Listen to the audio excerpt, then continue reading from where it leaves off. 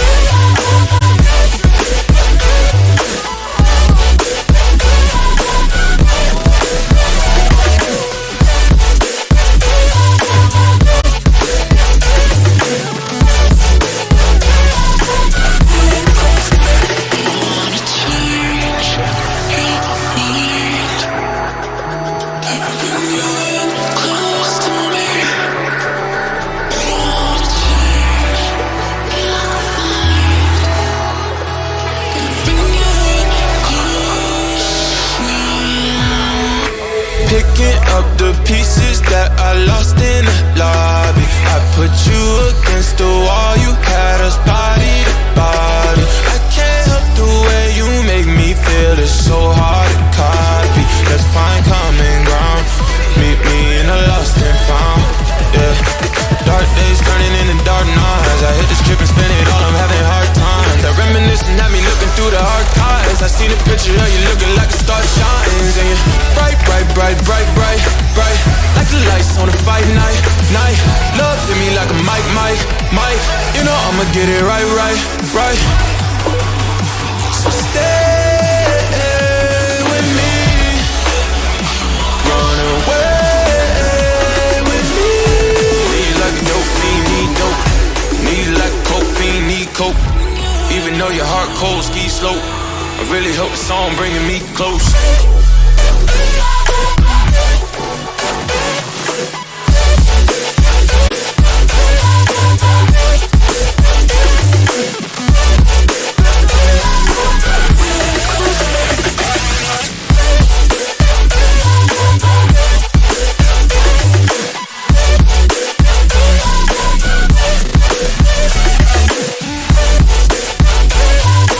Really hard to pick up support because they banned Thresh, right? Thresh is one of the great champion with Aphelios, and it's good escape tool against Ornn as well, but they literally banned it. And one of the great champion to play against Ornn top lane is Braum, but if you pick Braum against Litma, it's kind of sheer side. Oh yeah, it's just a free bard, especially when you have Misfortune and the other side has Aphelios. So I think it's really hard for them to pick up great support right now, so it seems like they're going for the fifth pick for support. They're going to counterpick support. Actually, like, this is something that LS has been calling for a lot. He does like to make sure the teams shore up their bottom lanes. This is the meta pickup of the Twisted Fate. I mean, they already saw the top lane, so it's no matter, but still, I think it's way more easy for JDG to pick up any other supports. Yeah, they can also pick Yuumi, because it's pretty hard to punish their lane with Aphelios, especially when Stretch is gone. I don't want to see Karma like yesterday. I'm okay with seeing Pyke, because Pyke's fun. Life thinking about heading towards Volibear. This is, of course, not the new variety, I don't think. I hope not. Oh yeah, this is fine. Yep, Nautilus going to be picked up. So just to try and catch the little cat before she gets back to her partner. Certainly, it's a very Gen G composition, right? But I feel like JDG still have so many tools, and their composition is just so JDG. I mean, you can just compare it. Like, JDG has so much easier comp. Yeah. Way more easy. Twisted Fate gold cards, and Ornn's ulti, and Trundle's pillars, but on Genji's side, it's kind of technical. They need to play really well on their champions, and I think it's a lot on the life side, because he's only one has a great CC for the engage and the skirmishes. So I think Genji has more like kind of technician champions. So and it's all about Lamb's Respite with the Emperor's Divide and the Hextech Ultimatum. Like, all of these abilities work really beautifully in tandem with one another, or terribly. It could all just go wrong if they're used ineffectively, because of course Hextech Ultimatum could push everyone, you know, away from the moment that you want to get that big heal and then have them in range in order to take them down. Like, this is going to require a lot of coordination if they're going to play a more teamfight Camille, but also they can play split push, but it's going to come down to having really good macro play and also really good teamfight play, depending on which route they want to take. Whereas, over the side of JDG, you fight front to back and you win.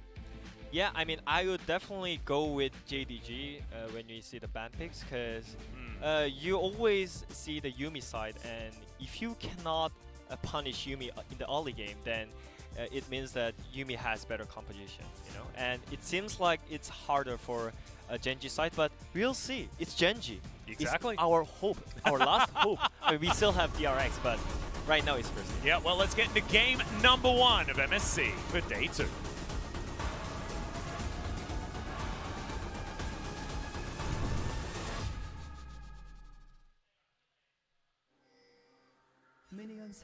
And here we are, ladies and gentlemen, into game number 1. No cheers to happen this time around, as we were talking about yesterday. There is no one here in the audience. We are graced by the presence of the players and the Korean commentators, but otherwise there are a few tech people, and that is going to be it, making sure that we stay safe. Wash your hands, everyone, if you haven't recently, and settle in for 6 amazing games. Yeah. Actually, I can literally hear from the players, you know? Maybe, yeah, it's cool, right? Maybe in some team fights, I can literally just live translate it, you know? Oh, that'd be cool. Because we don't get to call for pro views, you know? Oh, that's true. Yeah, so we can just, like, you can take your headset off and just have a listen in. As Life is going to take a little bit of damage here, as 4 members of JDG are in pursuit. Oh. I think this is really smart move by JDG, because I literally thought that Genji has mid lane prior because of the Azir Twisted Fate matchup, and they shoot for the early game punishment on the bot side. But because of this one, Kindred forced to go to top side, and this is already really great start from Yuumi, you know? So, and when you play Yuumi, you always want to go for the late game safely, and this is already a good start and good strategy by JDG, I would say. But was, I believe, scouted. Yeah. As Klid is going to move towards the topside jungle of his opposition. Walked over a ward, as you could see. So, full information, I believe, given to JDG at this point. But just some vertical jungling to come down. As this should theoretically be a good matchup for the Camille. Camille and Fiora, the same sort of idea. Into the Ornn, you know, the tank busting style split pushes. Yeah. But Ornn's still going to do his job, right? And it's not going to be for a while that the Camille is going to have a fantastic time as Yagao. Bit of damage there onto BDD as Kanavi is booking it into this mid lane. They're going to flash away. Kanavi immediately flashes over. No cleans, by the way. Yeah, gold card has been picked up as, no cleanse available. And BDD is going to be absolutely fine. Just pops another Corrupting Potion charge. And now Klid is waiting in the brush. BDD going to move on over as Klid's going to get out of the brush there. Maybe not the decision he wanted to make as another gold card is queued up. Klid with his flash still available, and Yagao down to 200. Klid's going to flash now, dancing after Kanavi. First blood going over to Gen G as Rascal will pick that one up. A great start for LCK. That was best timing for their top laners TP, you know? It was kind of dangerous because still, even though they got both flashes out, they still had Trundle with PTA and Twisted Fate early game, so it was kind of really close. But from Rascal, his TP was just way better. Yeah, and the lane state was just so much better as well. Exactly. You could see completely pushed up as this all started. Because he had lane pressure for whole time, so. I mean, I think it was really great attempt by JDG, but I think maybe double flash was way too much. Well, I mean, that's just the aggressive playstyle, you know. This is not necessarily what JDG are known for, but in comparison to other LPL teams, right? They are still an LPL team, and they still have Kanavi, who wants to go completely ham against the guy whose position he has now overtaken. There's a lot to prove, you know. The younger gentleman, you know, has been compared to Klid a lot throughout his career, as he mentioned in our little video earlier on. So probably going to be taking some more aggressive takes throughout this matchup. And I'm glad that Genji just took the fight. They didn't back out. And Klid's baiting was actually just fantastic. He had to use his flash, but what it did was completely bait Kanavi out of position. Yagao was nowhere near him. No support was able to be given, and that was just a free kill. So really nicely done there from Genji. JDG not out of it yet by any means, as their composition certainly will be able to transition later and later with the joys that is on, as we've spoken about many times. And Yuumi as well. Yeah, exactly. There's just a lot of scaling. Not to mention Twisted Fate. Twisted Fate does weird things to the game. And yes, he did go down from First Blood, but he's still going to be Twisted Fate. He's still going to get loads of money. And he's still going to have that Destiny Gate to really mess with Gen G and how they're going to play this one out. As JDG do start off the first streak of the game. I mean, he's still Twisted Fate, as you mentioned. He's CC bot. He just really needs to just stun the target for the Misfortune who got Yuumi. And I think JDG is still fine because obviously they are rotating the Drake first and they still have bot pressure with the Yuumi. So I think one of the Genji's tasks right now is to just snowball. Are they going to decide to go to top side and snowball top side? Or just use mid priority and try to dive on the bot side with 5-man even when Camille gets TP back. I believe that was a mark picked up there by Klid as well. So his favorite champion in this Kindred going to be doing well. Of course, we talk about Pyoshik all the time when it comes to Kindred, but Klid also a legacy Kindred player throughout his career. Excited to see what he can do here as he hops on over, looking to move towards the southern side of the map. Siding against it actually is it's Kanavi moving on down there. Looks like he will be starting on this Rift Scuttler. So yeah, it seems like Genji is just focusing on top side more. You can just see it from the Vision Ward position. They all set it up on the enemy blue side jungle, and on the other side, JDG is just controlling both sides completely. And my worry is though, Rolla has no cleanse, so how can they defend their level 6 timing with when Yuumi gets the ulti and with the Twisted Fate ultimate? I guess they have to just assume bullet time is going to be interrupted by depth charge and Life is going to have enough AoE CC to get Ruler out. I'm not sure whether that's going to be enough though, to be perfectly honest, as I certainly see the dilemma that we have with that particular choice. See whether he builds an early QSS here this game. He will definitely have one. How early he builds it is going to be the question. BF Sword picked up as his first item as they go back. Mirrored on the other side is Loken with an extra Doran's Blade as well as his BF Sword of his own. It's Kanavi now with a pet cat looking to see what he can get done around the map. One of the great strategy with Yuumi, just follow your jungler. Yeah. And is actually up here towards the top side. We'll see whether he assists Zoom at all. Looks like he's just going to move back towards bottom lane. Raptors are marked up at the moment. A difficult camp to take in this particular stage of the game, given an equalized mid lane. See whether Clid can get on over there, or whether it is still available. Zerula picks up a free minion wave that Loken shoved towards him. Bidity is doing fine here in this lane. Still continuing to shove as Yagao's going to have this whole minion wave to pick up. Yeah. But it's been a lot of ping pong so far, we did. Not a lot of big advantages being built up. There's about 800 gold is going to be the lead here for Gen G, purely based off that first blood that did go down. And Clid's slight advantage in the jungle, I guess, with Rascal having a bit of extra money up there on top side as well. Rift Herald is going to be started off here by Clid. Looks like it isn't going to be contested as Life had rotated up towards this top side. They left Ruler down there as Loken is moving up with Lumao. And the Rift Herald is actually just going to be disengaged from Kanavi. Poker in the eye. See whether he just stays on it, as Rascal does have this wave shoved. It looks like JDG should just be able to take this Herald, and Gen G happy to give Ruler a potential turret plate and some shove here towards the bottom side as Clid moving on in, wanting to get himself this mark, and I think he should be able to unless Loken and Lumao has something to say about it, but no, there's going to be yet another mark going over to Clid. This is UC, and I think this is still fine because they already got the 2 plates and they got the pressure back on the bot side, and this will be easier for Gen G. I mean, that's 3 plates. That's actually a lot as you get Break out. cancel? Yeah, he's going to have that gate cancelled. Emperor's Divide in trade for it. Absolutely worth as Ruler walks away with 3 plates worth of gold. 2 of those were solo, so that's actually more than a kill.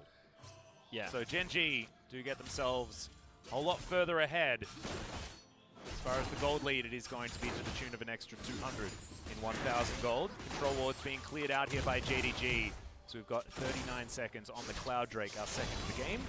Yeah, and he gets blue. Rallying Projectile will land onto Clid here. He does have ultimate available. He will be able to dash over that pillar. Like you say, it would be absolutely fine. We were talking about the 4-man by JDG on the bot side, and the answer was just cancel TF's ulti on the mid lane. Yeah. And you could cancel teleport topside if you wanted to with Rascal as well. You just have to make sure that you've got their solo lanes permanently envisioned. Yeah. As Kanavi comes on over, but he's going to lose out on this trade at the moment as Clid's going to bite down on him. There's the flash depth charge coming out here as Life will just lock down the Trundle, and BDD grabs his second kill of the game, or at least his first with that added assist from the earlier first blood. 2-0 now for Gen G. Pretty good stuff so far for our LCK representatives, but let's not get excited just yet. I know KT's not playing. Yeah, I mean, I feel like they're more sharp than JDG right now. They know where to fight, and they know how to fight as well. It was so clean. Clean those skirmishes. They also defended all the plays from JDG as well. And right now it feels like TF is already useless. And also, Kanavi is like, he's reminding me of Pyoshik just a little bit. As we see here, like, no, he's super aggressively positioned. Okay. And he was trying to go back there, right? Wanted to utilize his extra speed with it. But Gen G capitalized on a jungler being out of position. I mean, that's Pyoshik play all over. I mean, maybe that's too early to talk about the Kanavi equal Pyoshik. I mean, no. That play equals a Pyoshik I guess, but it sounded like it. But yeah, no, I liked it, you know. Because SLK needs to win, you know. Yeah, well, that is true. But I think that, like, this particular matchup is going to bring different things out of Kanavi as well, because there is a bit of extra pressure. He's playing against his home region. He wants to make sure that he has a good performance against the former JDG jungler in Clid. There are a lot of personal pressures that are on this guy, and he wants to be playing aggressively. He wants to win hard, and he wants to take home like a strong victory against this guy and really prove himself. So maybe that's going to make plays like that, which are potentially a little bit overly aggressive. Yeah, I guess this is kind of first time Kanavi showing his performance towards all the Korean fans, even though like he's Korean. He was just playing in LPL a lot, so. And yeah, it seems like JDG is still fine. They're using just Herald on the both side and just funneling Misfortune at this point. So. Well, they're going to see whether they can stop Shelly from getting too much done here as the charge almost stopped. But Loken is going to be able to walk over, gather all of that gold. And that's going to even things out as far as plates are concerned. So no big leads based on that Herald, because of course Ruler had already taken the plates that Loken was just able to. Yeah, and I think Genji is just playing with mid lane so well. If they have just mid lane reset, they just do not take the fight. It's just simple, but most of the teams are just not focusing that well, you know. And BDD has all the mid prior right now. In this matchup, he already got the first 2 kills against their mid jungle. And yeah, he's gonna just convert this pressure to all the lanes, and it looks great right now. Well, we'll see whether Genji can transition this into the later stages of the game.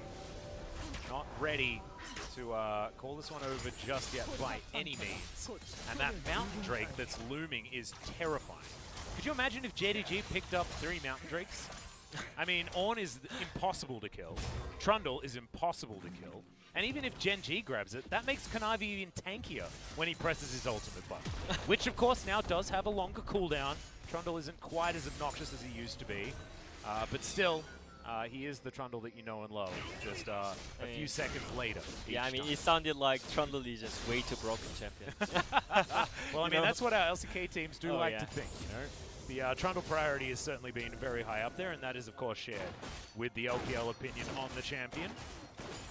Yeah, and we can easily see what team has pressure. You can see it from the vision control. Yeah, as Ruler, he's stepping up maybe a little bit too far. He has to blow the heal very early. Yeah, teleport is going to come down as Cleared. Looking for it. There's the Emperor's Divide onto Loken, but Cleared throws down his ultimate. Loken utilizes it to keep himself alive for a long time. The misfortune does fall, but it's a 1-for-1 as the dust settles. Kanavi very low, but not going to be falling just yet. And a pause is going to ensue. Thankfully, the fight was basically over after that 1-for-1.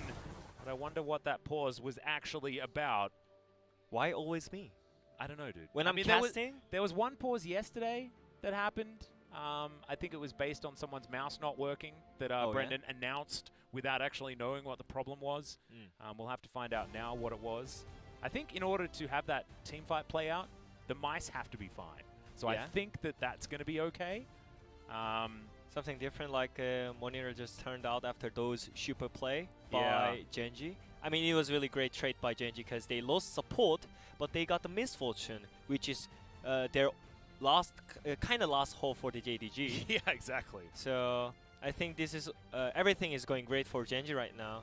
So I hope this. That's why we had to pause. We had to revel in this moment. You know, true. This is day 2. Don't get excited, one. you know. Yeah. Do you remember game 1 yesterday? Do you remember that feeling? That feeling of, oh wow, no, that winning feeling. Oh man. It was very different from the end of the day. But JDG, I'm still not entirely sure which team paused. So yeah, we're still waiting to get some information there, as we do have some stats brought up. So we've got something to talk about. If we'd like to.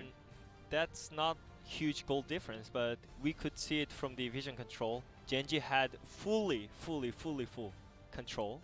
So it's really easy to Genji to control the map. And JDG did have, there was a ward that Genji was sitting on, unfortunately. So they did have full information. That's why you saw Loken go extra aggressive onto Ruler. Because, of course, they saw that that turn availability and knew that they probably weren't going to be able to get away in time, as the dive was certainly incoming. Still trying to figure out what actually happened, guys. I don't know whether we've got any information at all. I don't even know which team paused it. It's just been paused. Oh, yeah. Maybe so it was JDG's side who paused it, just figured that out, but not entirely sure why. And as we can see, panning over the JDG players, maybe they don't know why either. I mean, I can't identify who it is that has the problem. Maybe because of us, you know? Kester, Song, and me. Like, between him and me, we have, some kind of different pause power. The pause power. Oh, it's not good. It's not good. Let's see the fight again. And that was just literally 5-man fight on both sides. And Genji started it, and they ended up really well as well. Because they got the damage in also just amazing. Yeah. Their flanks and their TP. I mean, you lose support, and support is useless anyways, you know? It's just useless role anyway, so You don't mind to just dying for get a 1 kill to just kill enemy damage dealer, you know? And Life is the only tank on the team. Oh yeah. And if the tank dies, that means they soak their full health bar in pressure. So it's absolutely fantastic. That's what you want.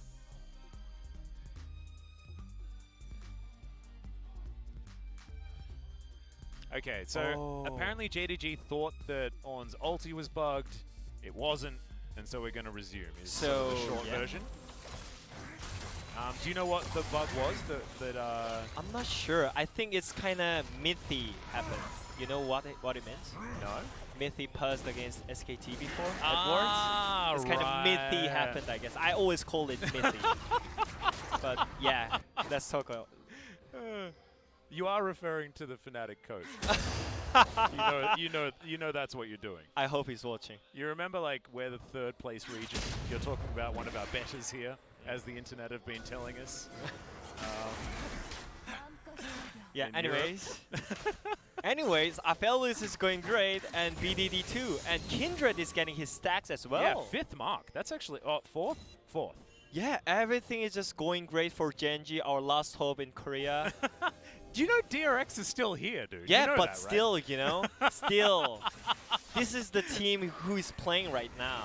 They've just choked one too many times for you, haven't they? That's just how it's worked. Oh dear, this guy, no faith. I still believe. As Life and BDD do find themselves a ward, was just put down, and Genji continue to have a plethora of vision control on this map. That's why you can see BDD happily walking up to 2 people, not too worried about how this one is going. As Mountain Drake, I believe, is just going to get taken here by Clear. So the control of the map is just pretty ludicrous right now. It looks like JDG were more focused on the top side, as we've got 3 people trying to take this one down. Ruler doing a very similar thing bottom side of the map though, so macro-wise, Gen.G certainly coming out ahead. Yeah, and this is already great. You can see level 10 Ruler against enemy top lane, just only 1 level difference. Yeah. Experience got changed, so it's really normal to have a lot of level difference against enemy laners, but right now it doesn't matter. Ruler is just way fat than it seems like, you know, and they're trying to kill. Well, we'll see whether they can as Yagao. Not a lot of mana here, but the teleport comes in from BDD. Moonlight Vigil comes down. Ruler's trying to do what he can, but BDD not going to be able to find too much with that ultimate. Yagao going to get flashed on by Ruler. Going to grab that kill. Now can he fight the 1v1 against Zoom? Is the question. He doesn't have the Severin, but there's the double kill. Regardless, as Ruler, our international hope, here on the LCK stage, has been awakened. The best AD carry in the world. The light, the Ruler. Well, to be perfectly honest, Ruler has been internationally very good throughout his career. I mean, he won wars before. Yeah, he was the consistent point of that Samsung roster that was able to win worlds as well. So certainly deserved of the accolades. Maybe not quite as much as that, but a double kill, 2v2 in the end. Was how it worked out. BDD falling, and Ruler becoming even more fair. Yeah, and also I really liked the way how they fight. They fought on the bot side, because BDD literally said, we will fight more like LPL. And that was kind of LPL style. I mean, we can't say it's LPL style. It's LCK style. That is an LPL teleport if ever. Yeah, exactly. And he's going in for 2 kills for his AD carry. Yeah. Even though he didn't like get impacted. I do want to shout out Zoom's Bellows Breath. That was just unbelievable. Yeah. Stopping that wall from doing absolutely anything. But when you've basically got a solo laner as your AD carry, it's real scary. As we're going to jump straight into a team fight. Life going to flash out of the bullet time as Rascal has decided to go all the way in. But Hextech Ultimatum will deny the blast zone, and Loken is just dead. Cleared very low, but there's the Emperor's Divide. 3 kills to Gen.G, 8-2 now in Game 1. Game 1s, we win these, and we'll see whether we can do it in the end. 18.5 minutes, it's not over yet. But a 3,000 gold lead is decent here for Gen.G, and Yagao might just be falling down as well. Might be able to take down Life in the interim, but we'll see what he's going to be able to get done here as BDD. That's a lot of Sand Soldiers, and that's a very dead Twisted Fate. Maybe at this point we can say it's over. Because it's just such a disaster for JDG, because, I mean, Ruler got QSS for his second item, which means it's unkillable. And he's, Yeah. And this was their last final ultimate best wombo combo by JDG side, you know? Yumi ulti and Trundle ulti into bullet time, yeah. but Rascal ulted and nope, you cannot escape from the best top laner's ulti. You just cannot. It's impossible. We must stop. We must stop. As Rascal back on carries is actually really nice to see. Of course, he made his name for himself on Dragon X, playing things like the Akali, and really trying to get all that damage down. And Camille certainly does fit that mold much more than the Ornn that he's been stuck on for a very long time. Life and the Dredge line is way out of any sort of danger here. But JDG, you know, they're behind 5,000 gold at this point. We've got a minute and a half on the Mountain Drake. Will be the third Drake for Gen G. They'll be able to potentially threaten the Soul if they can control that area. And I just want to talk about control for a second, because that's what Gen G have been doing so well. They've just had like 500 more wards than JDG have had throughout this game. Yeah, and they are trying to cut out the they're going to go for another one, but Life is actually maybe biting off more than he can chew. Lamb's Respite will save him though, as in goes Rascal. Interrupted so early, but there's the ultimatum. Kanavi in trouble. Moonlight Vigil comes down, beating with the 4-man ult. He says goodnight to JDG. Double kill, make it a triple. Give him the quadra, guys. He deserves it. BDD, the MVP of the mid lane for the LCK, walks away with 4, and they'll take the Baron as well. That's BDD, what we were waiting for. Where was he in the final? We did. Exactly, but he is popping off, obviously, and with Ruler as well. They're both damage dealers, are just playing way, way better than enemy team, and this is such a satisfying. It certainly is. There's something cathartic about it, and I think it's probably coming out in this broadcast. We apologize for any perceived bias, but we're just excited after being obliterated yesterday by the LPL teams just playing much better than us. Yeah, but it's fine. Like, when you think about EU versus NA, when you think about it, like, they always have fun and talk kind of bad towards each other. And you remember Hysterics from the pre-show as well. He was certainly pretty high on the LPL players, but cleared. Damn, you can tell that this guy is a legacy Kindred player. Yeah, I mean, if he was just normal Nautilus and Kindred, then it would be like really great for JDG, but they were just way too behind. It was really great try by JDG, but still, you know, like they are that behind. Even though they did really great kind of team fight attempt here, they were just way too behind, so they cannot kill their damage enemy team's damage dealers right now. It's just, it looks like just impossible. It's all about misfortune, because TF at this point, it's a CC bot, as I mentioned, you know? Yeah, so, and a split pusher, right? He's not going to be able to get too much done in a team fight, especially with how Gen G want to be taking these team fights, right? Because Gen G want to just blow you up in like 3 spells, right? And BDD presses R and everyone dies. But TF wants to cycle through. He wants to duck in and out of these fights. And it is a lot more difficult to do against Gen G's style of composition, especially when they're this far behind. Yeah, and I don't think they have outrange against Gen G too. Imagine Kanavi. Luma's jumping out there though. Just going to bop and block. He's going to be absolutely fine. I mean, just imagine walking in as TF into Aphelios' turrets and then Azir soldiers, you know. Or you're going to be spamming that Zhonya's button and doing not a lot, I think is how that particular scenario works out. But Yagao will be able to get into a side lane here, as you can see. Does have Exhaust at the moment, so can't go back to his teleport unless he finds somebody else in this lane, but we'll have Destiny and Gate available relatively soon. That now costs 50 less mana. Oh, baby. I mean, let's say if I was on the JDG side, I would literally say, oh yeah, we should just give up most of the things and just wait for 40 minutes and we come back with strong Ornn and Misfortune and Yumi. Yeah, you just wait and you get like basically 4,000 free gold on the rest of your teammates. Ornn has a couple thousand worth of stats himself. Yeah, completely understand. You just go with the Ornn strategy. Gen G still feels a little bit like they have a clock, but I mean, Azir does a hell of a lot of damage in the late game. Clid does a lot of damage in the late game, especially with the amount of stacks he has. He's got 6 so far. Looking at that very impressive 7 relatively soon. Going to have gigantic range and a lot of power in this game. Yeah. And also does shred tanks relatively well on the Kindred. And the more I think about Nautilus, it feels just way, way better than any other support right now, because just it's one of kind of a press R champion, right? And definitely it's such a great tool to just protect from enemies' misfortune. So this really easy game for Gen.G, so all they need to do is just close out cleanly. Well, that's scary when you say it like that. We did. I actually I clenched a little bit. I was like, oh no, don't say that it's easy. Don't say that. It's hard after yesterday.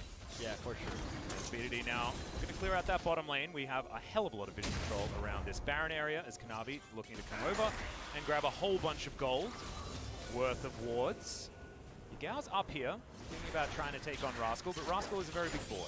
Ravenous Hydra and Trinity Force already done. And BDD now just controlling the bottom side. They do notice that Zoom is down there. He's going for a reset though. It looks like Gen.G not going to press their advantage too much. Yeah. This is very LCK style as Yagao just looking to get to that minion wave faster. That's my boy. Like it. But I think this is really smart by Gen.G as well, because they JDG still has wombo combo, right? And yeah, Kindred and Azir still has no flash, so I think they are just waiting for their flashes. And after they get their flashes, I really think they should just pressure on the Nashor side and just try to end the game. We can see Yagao in full vision of Gen.G right here. Runan's Hurricane in hand for his second Zeal item after the Hurricane. And very, very close to that 700 gold bounty that BDD is already rocking. 7-1-6 on the Azir, not too bad at all. And Gen.G still absolutely commanding lead, looking for Mountain Soul that's going to be coming up in 25 seconds. And it looks like this is what they were looking for. It's not about the Baron Dance.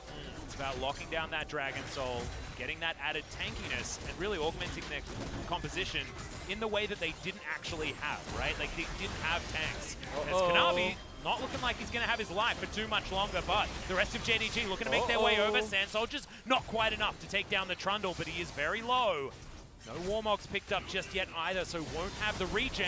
This is going to be free Mountain Soul here for Gen.G, and it goes down so damn fast. I mean, the reason why I was talking about the Nashor Dance was I literally thought that JDG is going to just give up Dragon Soul, you know? All right. As you mentioned it, like, Gen.G has not that kind of tanky champions for Mountain Drake as well, and Trundle is always great against the tanky champions, you know? Give them more tanky yeah, stats, exactly. and you can take more tanky stats, yeah. So I was thinking that maybe JDG will just give up Drake for free and vision control on the Nashor side, but yeah, that was kind of silly mistake by JDG as well. They just gave up Drake for free and did nothing. They could maybe just clear some vision on the Nashor, maybe looking for the Pickas from TF Ultimate, but yeah, nothing happened, and they just got the 4th Drake, and yeah, the last thing left on the Gen.G side right now. Nashor. On comes down. See whether Rascal can get this 1v1 as the Destiny Gate comes in. It's going to be denied as Exhaust does come in. Yagao flashes, but Rascal flashes faster, looking for another hook shot here as Yagao, blue card in hand. It's going to time out as another hook shot, max range, and now bullet time will come in. Gen.G, we're attempting the Baron, and life is going to be kept alive for a little while longer. Zoom down very, very low as now Loken trying to deal with Ruler. Calibrum and this Crescendum are available. A lot of range for Ruler, but unable to lock down too many kills. And Rascal just going to head back towards that bottom side. Not wanting to teleport in with a very small health bar. And in the end, not too much actually happened. Yeah, and that was my worry. They do not have enough damage to kill Camille on the side, and especially Mountain Drake helped a lot for Camille. Yeah. I saw like 200 and 300 HP left from the Rascal as well. So yeah, they pulled off from their enemy side. It was 2 TP from JDG to defend their, the Nashor. And yeah, Rascal is just pulling enemy left and right, up and down. And look at this, Gen.G really not wanting to risk it. They decided to pull away from the Baron. The bullet time was beautiful from Logan. He was in vision, but if he wasn't, it would have been better. Teleport will come through here for JDG. Unable to actually grab any kills, but they stopped the Baron, and that's the main thing. That was a little bit scary, but at the end, they got 2 TPs out from JDG, so... True. And now Zoom's bottom side. This is the time where Genji can try and go for some sort of fight. Ruler is in mid lane, however. Phantom Dancer completed. Executioner's Calling done, which is very important against Lumao and Kanavi. Yeah. And this is dilemma for JDG. They need to decide. Like, either just go for Camille and get Camille, but you can't kill Camille. I mean, this is the classic situation where there's just no good choice. Like, Genji, they can force JDG into a point where it's either you give up the Baron or an inhibitor. And Genji are happy to do that. That's why you can see Rascal there towards the bottom side. This is what teleport advantage has always given you. In League of Legends, Kanavi taking a bit of damage there from BDD. Yeah, and I'm not sure about 4v5 as well for JDG, you know. I feel really, really confident and strong on the Genji side, even though they have only 4 men. Yeah. Ruler's going to join in with this Baron fight. Kanavi taking a bit of damage there. Oh dear. Calibrum starting to do some work. Not a lot of armor built up yet from Kanavi, and you can see it is certainly demonstrated the extra damage that Ruler does provide. Red buff will be stolen away there by Rascal. They're playing really, really slow. Like, I thought Rascal would just hit the inhibitor turret on both sides, but yeah. Yeah, well, still going aggressive. You can see that second proc of the E, very, very scary. And this should be the Baron going down. It's Kanavi. It's going to come in, but it is going to be very, very late. And now Ruler looks for the Moonlight Vigil, finds it there. So the Graviton's going to lock down Kanavi. But it's a great pillar. That is going to secure the disengage, but Baron was taken by Genji. Pressure continues to mount on the bottom side of the map, and it's only going to get worse now than that purple buff is rotating around this Genji squad. Yeah, he's making it worse. It's just literally impossible to kill Camille. If you want to kill Camille, then you at least need 3 men, and I'm not sure about it, you know? Yeah, so and also it's going to take forever, right, with that GA that's now being built up, so Genji, with all their damage, will just kill the base. There's just not a lot of good options. We're going to have that big zoom out. We spot the top lane. Inner turret falling. Ruler's just going to move up to this inner turret in the mid lane as well, now that he thinks that it's safe. Now Rascal looking for even more damage onto Zoom. My goodness, he doesn't even look like a tank. It's crazy the amount of damage that Rascal does on this Camille at this stage. And how tanky he is, as now Genji just move in all 3 lanes, and JDG just look like they've ran out of steam. 11,000 gold is going to be the lead in quick succession. All the inhibitor turrets fall, and now JDG thinking about going for their last ditch fight. There it is, the final chapter will come down. Good knock up onto Clear, but again, the ult is used perfectly. Rascal dives on in, and Life is going to get all of that CC down. Melting. 2 quick kills come in. Life tanks up everyone. Double kill for Ruler. The Nexus turrets will suffer the same fate, and Genji will draw first blood on day 2. I'm glad that Genji just showed up. Great performance, but especially with the LCK style. Yeah. And yeah. it wasn't even just that. Like, I feel like the LCK style has almost been tainted after, you know, a lot of what we've witnessed throughout the spring season. But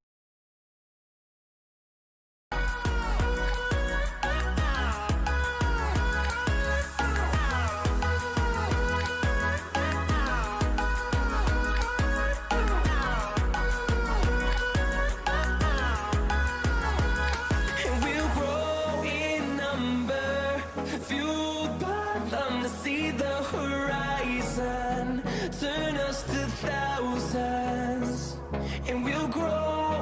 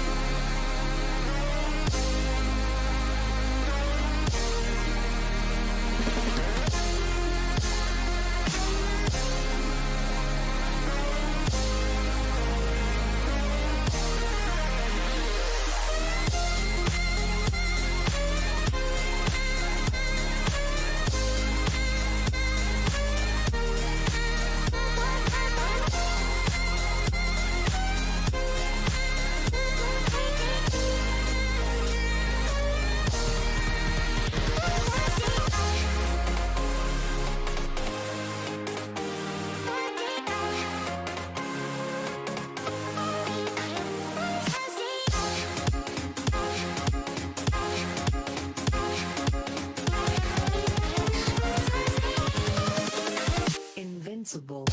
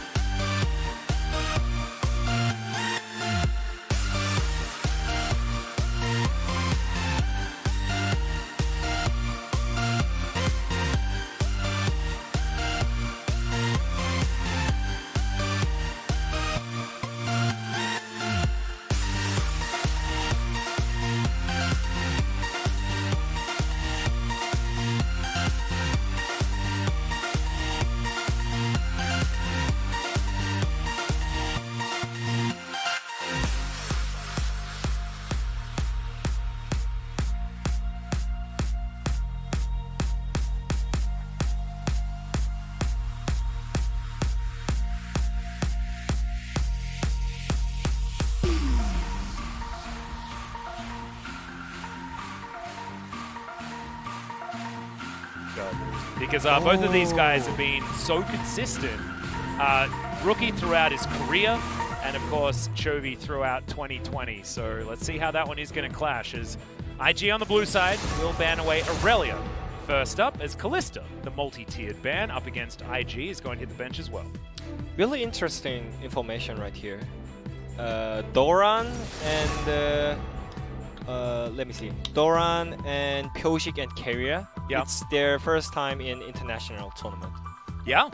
I mean, this is a team like that has Deft, who's Yeah. been playing internationally since 2014.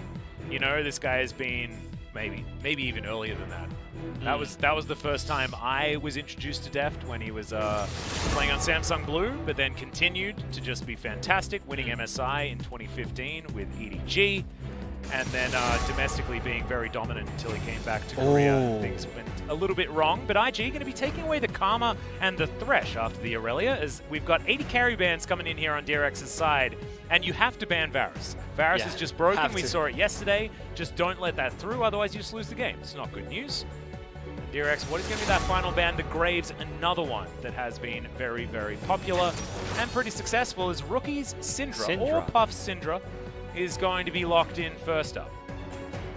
It's just great blind pick, just to have consistent lane pressure. And Rookie's easy probably blind the pick. best Syndra in the Yeah, for sure.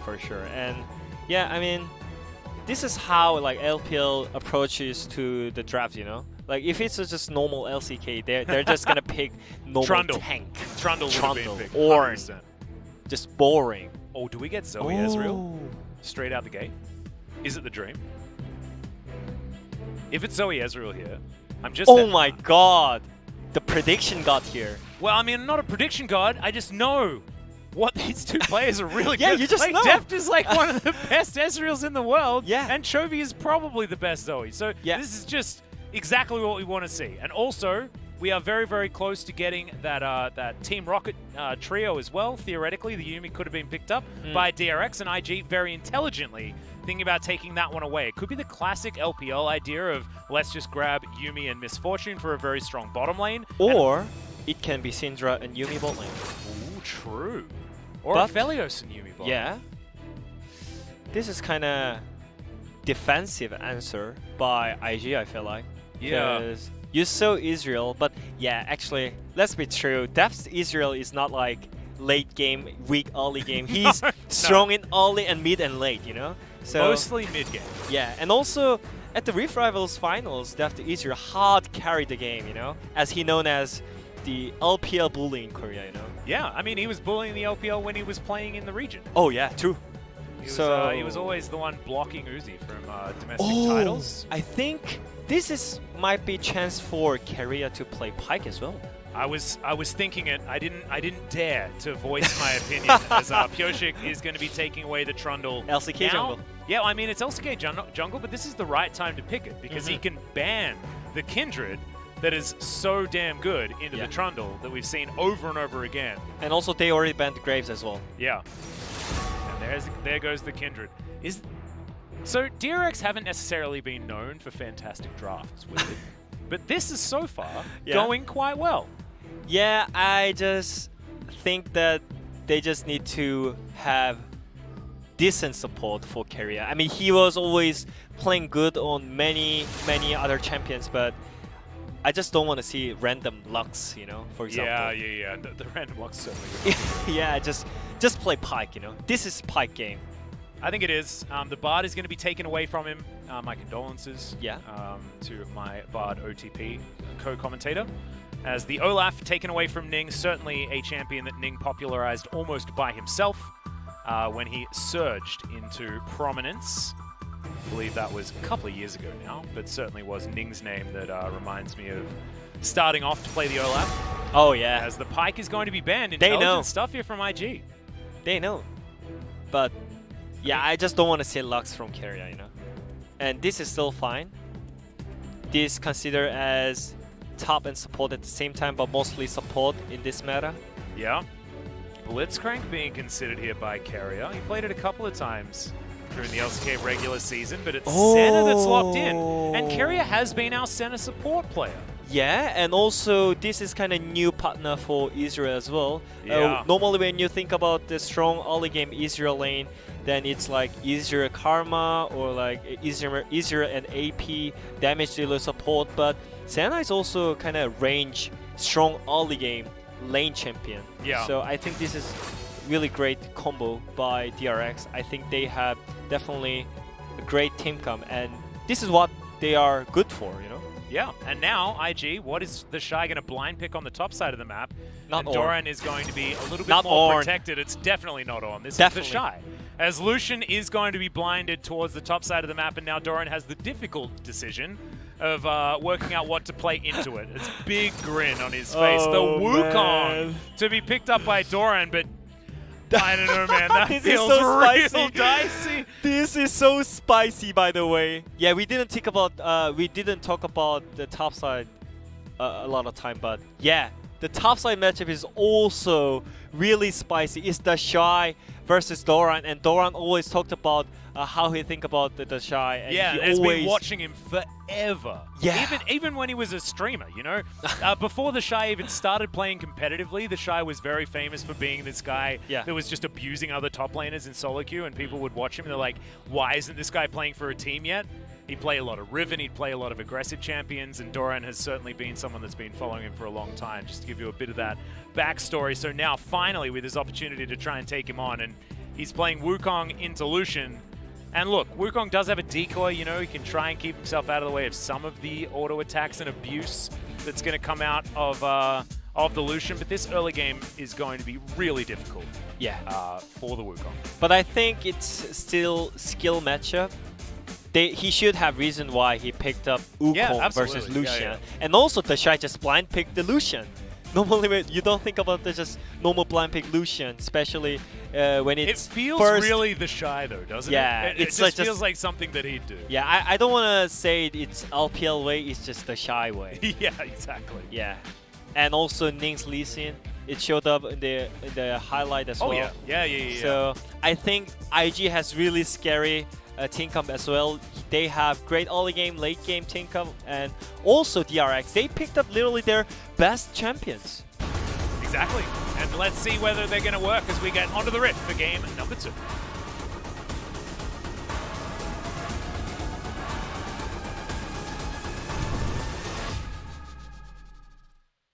곡에 오신 것을 환영합니다. And here we are. The drafts are definitely exciting. And I don't mind the Lee Sin here. Of course, you're probably waiting for LS to say something like, oh, this Lee Sin pick is just terrible, etc., etc. That's just how the LCK generally works. But we've seen Lee Sin have a bit of success against the Trundles. It certainly has been a pick in the past that a lot of our teams have gone for. Of course, didn't work out so well here in the LCK, but it does work much better over in the LPL. So we'll see whether Ning might be able to teach some of our LCK teams exactly how to pilot this champion. And maybe, just maybe, it is by setting up a tent in a side lane and never leaving, which is certainly in Ning's playbook. Yeah, I think I saw some posts about the Lee Sin when LCK had the most horrible win rate on Lee Sin. Was it like 13 losses in a row or something? Yeah, like I that? don't remember exactly, but it was just horrible. It was bad news. Yeah, but anyways, and everyone compared about the LPL, and LPL was just being LPL playing good on Lee Sin, but it was mostly on the Lee Sin players, not like LPL, you know? So, and Ning is one of the Lee Sin players, so I just want to see clean Lee Sin skills, and they really need to play on the top side, even though they have Yuumi. It's Lucian top lane, and they really need to snowball well on the Lucian. Yeah. But this kind of news is great for DRX as well, because they have easier ascent on the bot side, so I think it's either way they just hard push top lane, or DRX hard pushes bot lane. Well, we'll see what Chobi's going to be able to get done here. Of course, has played the Syndra into Zoe matchup a lot, as he does avoid that Dark Sphere. Jerry is taking a bit of abuse down here, though. You can see the sustain versus sustain matchup. Yeah. And I actually don't mind the center decision, you know? Sometimes you can just answer sustain with sustain, right? Yeah. And DRX will have burst options in... wow, how did that hit? What the hell? I mean, just center, yeah. And it's Or carrier. is it just carrier? Yeah. You are maybe right. And I played a lot of this matchup as well, and I think if Senna can auto-attack permanently, then I think this matchup is fine for Senna, but normally Yuumi was better against Senna, normally, because you have auto-attack, which is pretty hard to hit it, because when you go out from the AD carry, then you're in danger, right? And normally when you play against like Aftershock champions and CC champions, you are kind of in danger, so you don't use your passive that well. But when you're playing against Senna, it's not like instant CC, so it's kind of easy for Yuumi as well. But right now, as I mentioned, they are kind of focusing on the topside Lucian, and they want to push topside when you have Lucian. So I think DRX is having fun time on the bot side as well. They are. Doran not having quite as much fun here on the top side, but actually thought that maybe things could have been worse. Suppress the attack gets stacked up, and Doran takes way too much damage here from the Shy. Not a lot of surprises there, as Ardent Blaze should be able to stop this back, as the Shy is just waiting for it. Decides to let him go home. As Ning is just going to park himself here. And it might be an opportunity. Pyoshik in the right area, though. Pyoshik going to wander over the ward. Ning going to move on out now. This is already helping Wukong out. And this is the one of the movements from jungler, which is a smart move by junglers, you know? Yeah. And it showed out from Pyoshik as well. Is that why we're surprised? I mean, like he. It is. I just want to focus more on the how he improved his skills and his rotation knowledge during the season, you know? Yeah, and true. definitely he got improved a lot. He certainly got better. And yeah. I think everyone knew that Pyoshik was really good mechanically. This guy has been sort of a solo queue menace for a really long time, but it was making that transition to competitive play that was difficult for him. And it is good to see him at the right place at the right time. We'll see whether that continues as this game goes on. As, of course, we've seen him have good early games in the past. He needs to show us more than just that. You talked about the Pyoshik solo queue, and it reminds me like 5 years ago when I met him in solo queue in Diamond 1, you know? And he was kind of famous player in Diamond 1. Yep. And he's now ganking mid against Rookie. He is, as the bubble is going to go wide. Rookie, fancy feet there, but it's still going to take a fair bit of damage. Dark Sphere comes down. Pyoshik just being a bodyguard for the Zoe. As Ning is going to land the Q, but not going to go in on it. Starting off reserved is the Lee Sin player. Might bode well as this game continues. And yeah, we always talked about how good is Rookie Syndra, but it seems like Chovy is fine in lane. He has same CS and still controlling the top side of the map and both sides at the same time. You can see it from the vision ward from DRX. It's definitely clean vision to all the players, which is great information to have when you play aggressive on the lane, you know? Dear. But the Shy doesn't care. No. Because it's the Shy. He is, and also he's Lucian into Wukong and Doran soak a full culling. Didn't have to use his flash though, which is certainly good news. And DRX immediately respond by taking away the Infernal Drake. Mountain Drake is going to be the next one. Cloud should most likely be the third, because we like to try and jinx it in the opposite direction. Yeah. As Cloud is very boring.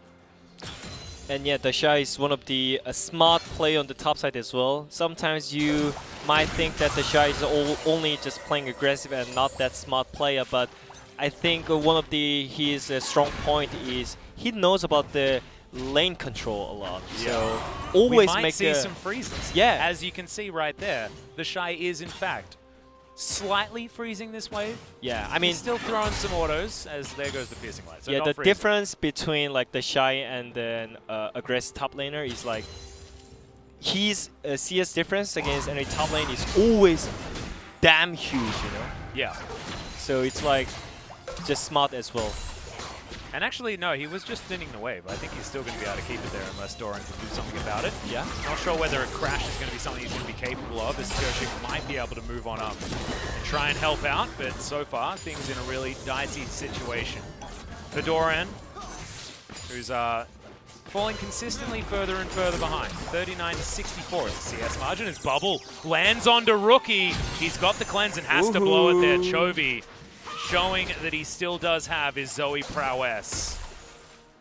Good to see Chovy in form, but we'll have to see what he can do as he hits the mid-game, which is, of course, where Zoe certainly shows her stripes the most.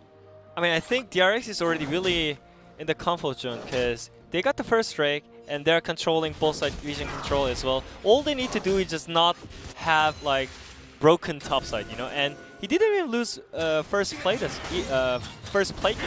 So this is really great news for DRX right now, I feel like. Yeah, unless Pioshik just dies to the Shy. He's not going to, though. Completely okay. He really wanted to get that ward. Wasn't quite able to. As the Shy just going to bully him away from the area. 22 CS is the margin here, as Doran did have that wave crash underneath his turret. Was able to grab a few of those CS. But you can see, it's all about Deft and Chovy when it comes to DRX, and they are the ones winning in gold. So far, so good. So DRX my question was, what are you gonna do about header as the top side? Because normally when you have the top side pressure, you usually snowball with the first header with the plate gold, right? Yep. But DRX has kind of mid prior because of the better trade by Chovy. And also, Wukong is fine on the turret, so I don't think they're gonna avoid the fight here. Well, Deft is actually rotating over. You can see Doran potentially in position to try and respond. Now the kickback onto Pioshik. He's gonna flash immediately, but it doesn't do enough. Deft looking for Ning, but he can't find the Q. 2 kills already for IG, and this is the LPL skirmishing DRX were not ready for. I think that was kind of unnecessary aggressive by DRX because Chovy missed his skill, every skill shots, and also Pioshik was on Pioshik. Pioshik means mark. Yep, right? Yeah. It was kind of silly mistake by DRX because Ezreal was also coming into the header, so they could just fight in 5v5. But yeah, that was clean top lane prior usage by IG as well. And it was almost not even necessarily like Not full good. prio, right? Yeah. Because they were just in the middle of the lane. But the Shy just threatening with the fact that Doran could not freely move out of that lane was just a disaster, and maybe a little bit more of the Pioshik effect here. Yeah. Q lands, great flash kick. I mean, Ning makes it out to sync. Yeah, I mean, Rookie's position was not that great, right? And he was kind of out positioned while his teammate is doing a header at the same time. But maybe Pioshik's pillar was not that impactful at the same time, and also Chovy missed all the skill shots, so he dragged all the enemy teams, and everything happened really well for IG at that time. Yeah, well, we'll see whether DRX can get around their mid-game, which is still going to be strong. Not out of the woods just yet, but so far so good here for IG. As this only means that Puff got more and more time by himself in order to keep scaling up. Even got a Rift Scuttler there. So these are the consistent bottom lane of IG have been able to withstand what DRX have been able to throw at them so far. Oh, are you just gonna give up Drake like this easily? I would be so mad because we are the one who have easier Senna on the bot side, you know? And Zoe mid, right? Yeah, exactly. And they have Aphelios and Yuumi on the bot side. And this is only second Drake. Yeah. They shouldn't able to walk on the Rebel side even, you know? Well, Carrier is going to find out this ward.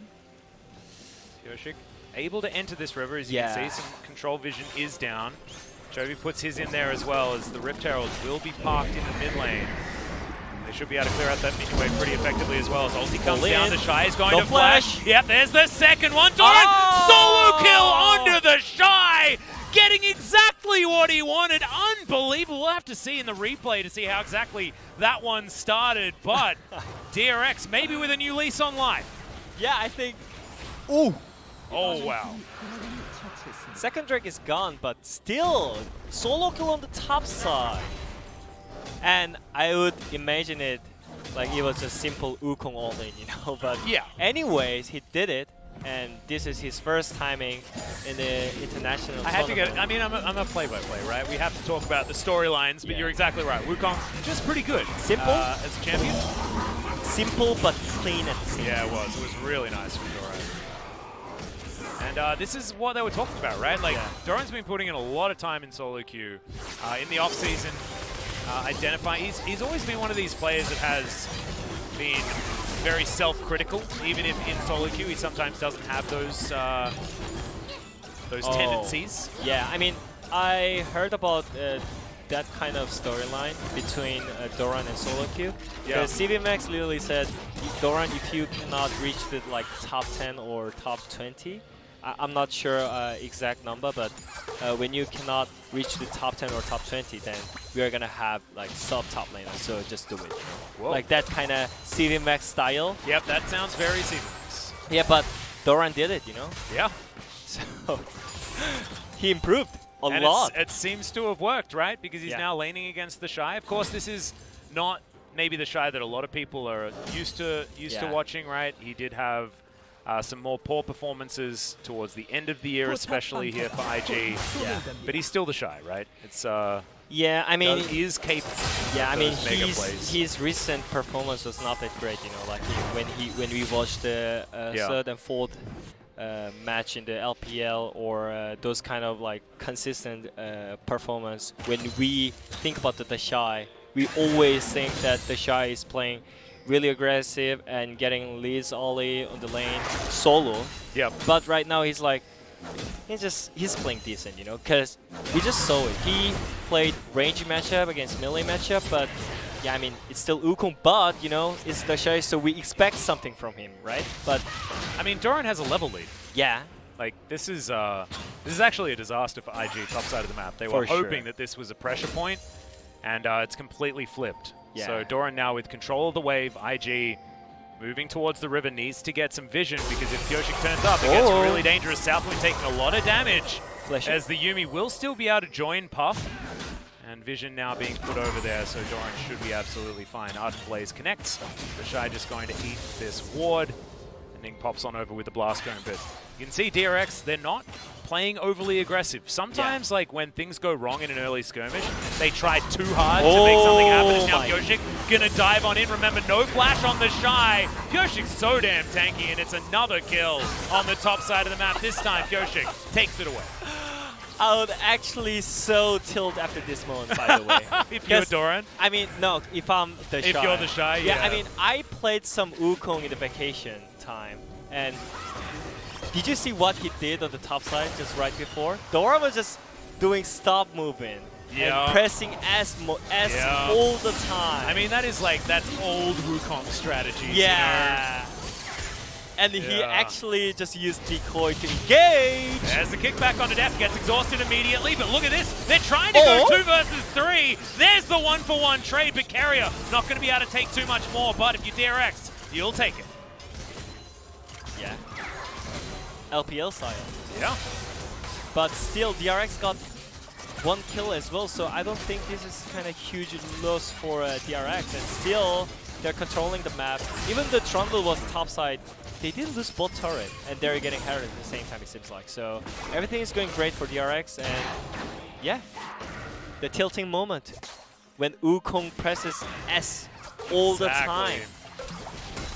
Well, we'll see whether it is going to continue. 16 minutes into this one, and we still have IG with a lead. Shirley going to be taken. Kyoshik laps that one up. Doran returns to the top side.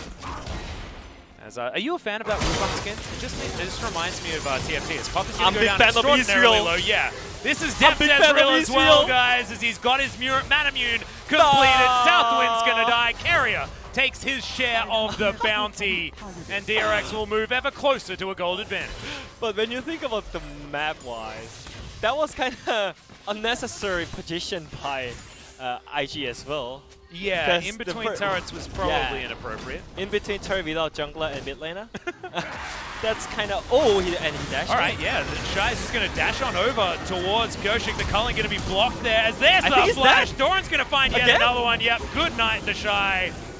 And he's hit 0-3, and I was actually having a conversation with the LPL casters before we were talking about Nogari's 0-2 power spike. They mentioned that there's such thing as the Shy 0-7 power spike. Oh, really? Yeah, they were talking about that one. It doesn't work out quite as well as that might have been from one of his more peculiar games, as now Doran looks for Rookie, but Unleashed Power is too strong. And Ning is also taking the Dragon, so IG not going down without a fight. I mean, it's still fine, it seems like, because Rookie didn't die yet, and Rookie is known Rookie's as 2-0-1. 1v9 player. Exactly. Maybe this time around, his top lane is a bit heavier, but Heavier than he would otherwise expect, absolutely. but anyways, I really feel confident in DRX, but IG is really spicy as well. They do not lose on tempo, and they are still rotating on the Dragon tempo as well. And Ning is consistently trying to gank both with Lee Sin as well. So I think this is still half-half. At the moment, you can see DRX are actually able to defend this outer turret in the bottom lane. Of course, it is about a breath away from just falling over. But IG do have 4 people down here. Pyoshik could be in trouble. Yes, Spots Flash. that there's 4 over there, but Yes, there's the Flash. last chapter. There's so many forms of CC following after that trundle, and he had no way of getting out. Didn't have ulti, flashed way too late. Now Chovy in the river might suffer the same fate as well. Super Soaker is going to connect, and that will mean that Scat of the Week will not. DRX with a small lead for that one moment. It was immediately answered. Doran answers right back. We lose turrets, but 2 apiece for both of these teams. This game is actually very close.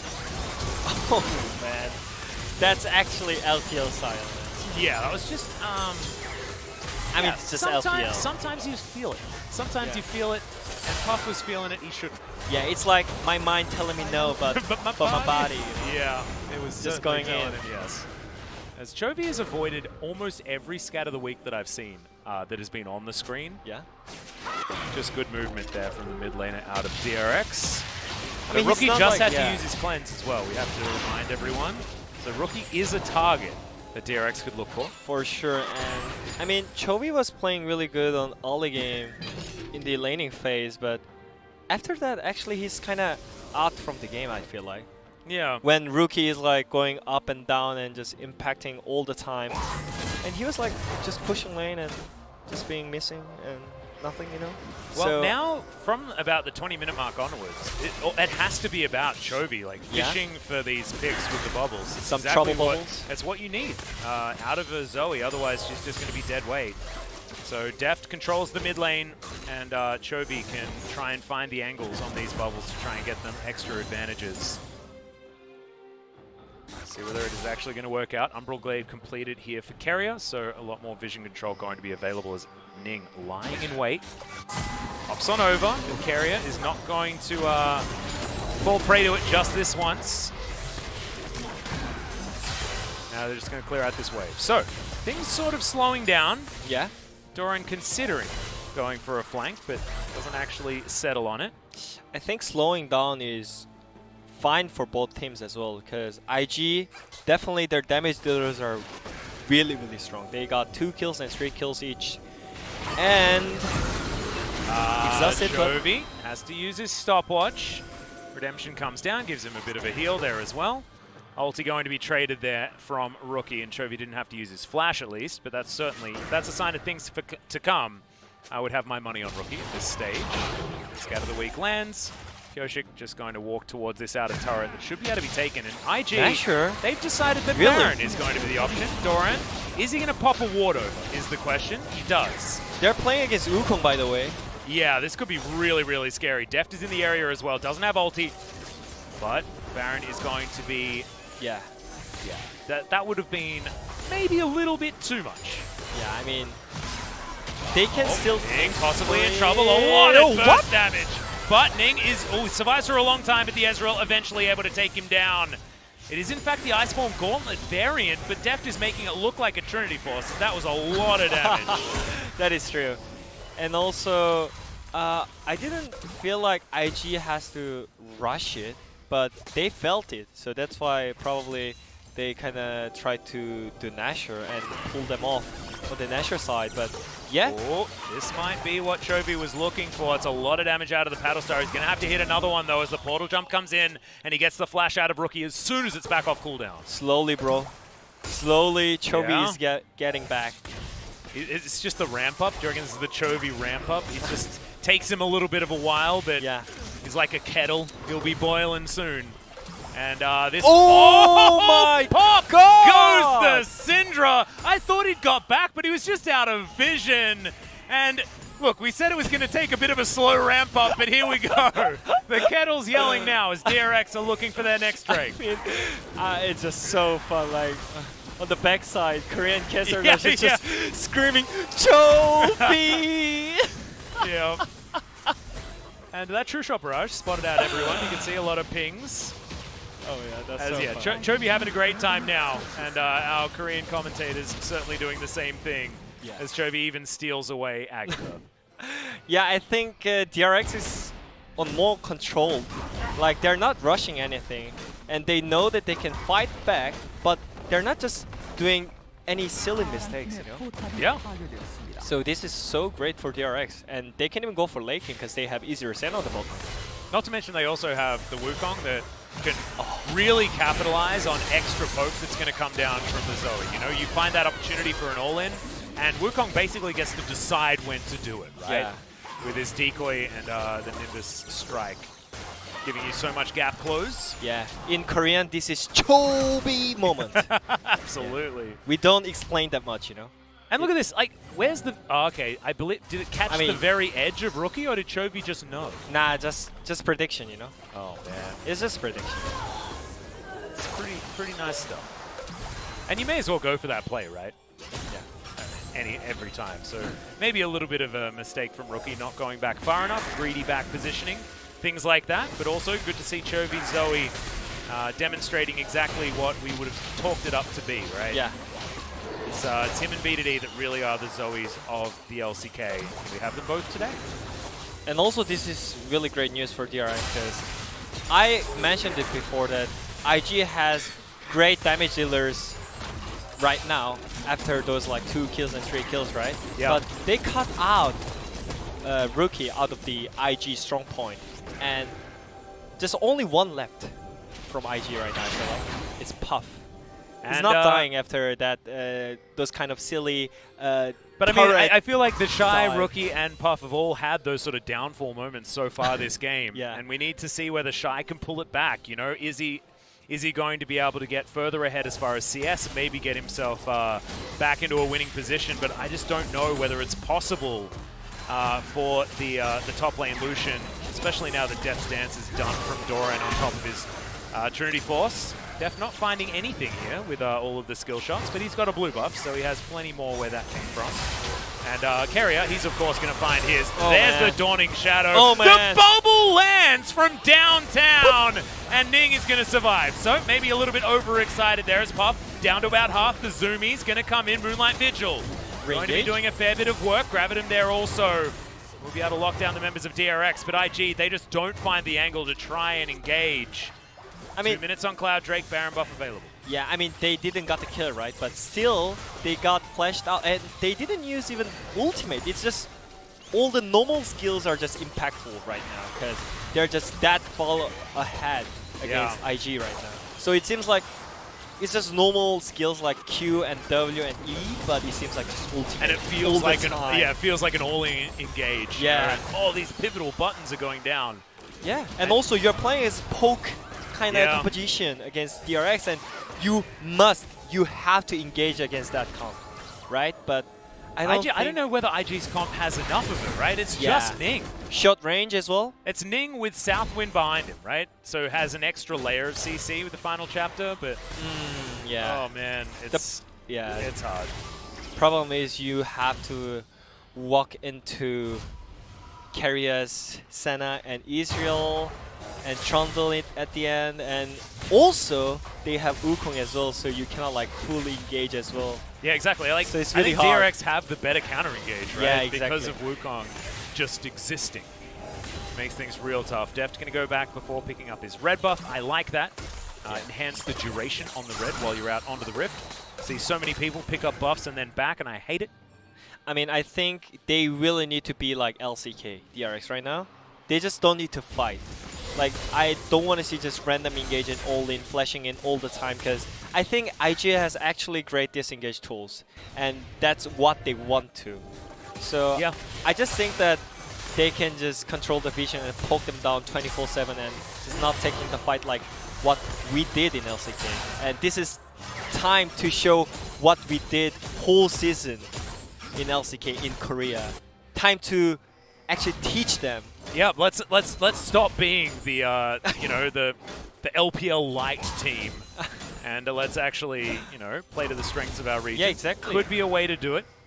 Maybe they hate their nickname that they are kind of Yeah. LPL style in LCK. They're just being LCK in LCK. I mean, you saw the first Herald engage, so I think that there is, you know, I wouldn't get ahead of myself with that diagnosis. That's true.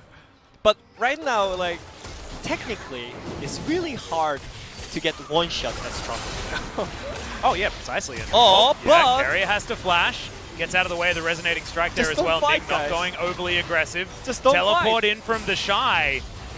And now Ning looks to try and get this steal away. There's the Oh. knock up. Ning not going to be able to steal the Drake, but can they get more? There's the flash in from the Shy, but the bubble is going to land explosion of damage onto the Shy, and the Lucian is no more. Rookie now has a small cat on top of him, but I don't think it's going to be enough. Instance cleanse does get him out of the way, but still IG haven't found the team fight that they were looking for. Nimbus Strike comes in from Durant. Another decoy gets him to safety. True Shot Barrage onto Ning almost kills him. But DRX have lost no one. They're threatening the Cloud Soul, and IG have no health bars to speak of. This could just be Baron. Free Masher, I would say. Chovy And Yumi. flashes on in with it. The flash to the stole. Good night, Southwind. Ready reset. Oh, if Agatha wasn't available, then Rookie would have been dead there, but thankfully she was there. Rookie used her to body block, and now DRX should be able to take down the Baron. It's Puff, the last hope. Can he do it? He has Crescendo. This is a lot of damage, especially paired to that Infernum in the AoE, but Ning is flash just as going to well. go down. But yep, ulti comes through from Doran. He doesn't have a lot of mana, but there's the second cast.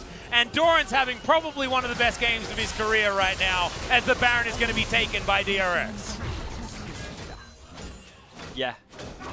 I think maybe we can say over Are we getting there? at this point, because it seems like it's just way, way hard for IG right now. I think this is one of the great moments for the IG, because they forced out Carrier to flash up, but this is just that Korean the Shy moment.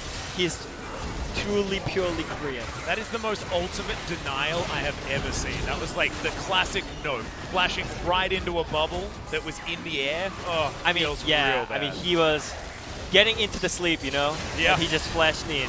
Yeah, I think that he was feeling himself though. Like the Shy was like, yes, and I'm ready to kill this Ezreal, and then I mean, Yeah. it's fine.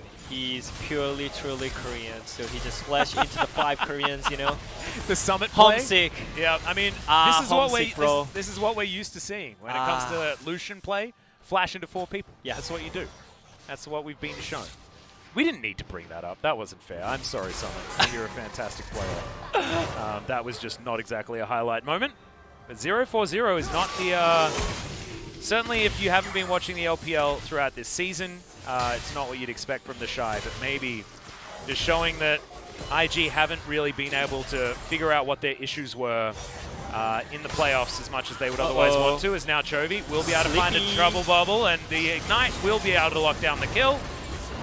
And grabs that one alongside the inner turret that also just fell down. Now Chovy in trouble as he has to flash to get out of the way of the Shy, but another bubble is going to land. The burst damage is now in. Deft is going to lock down the last Mystic shot. These guys are playing like a well-oiled machine on the side of DRX, and maybe, just maybe, the CV Max effect has come in. And this is like, look, this is what Griffin did show us, right? When they were in their heyday, when it was the Griffin that you wanted to watch, that you were getting excited about.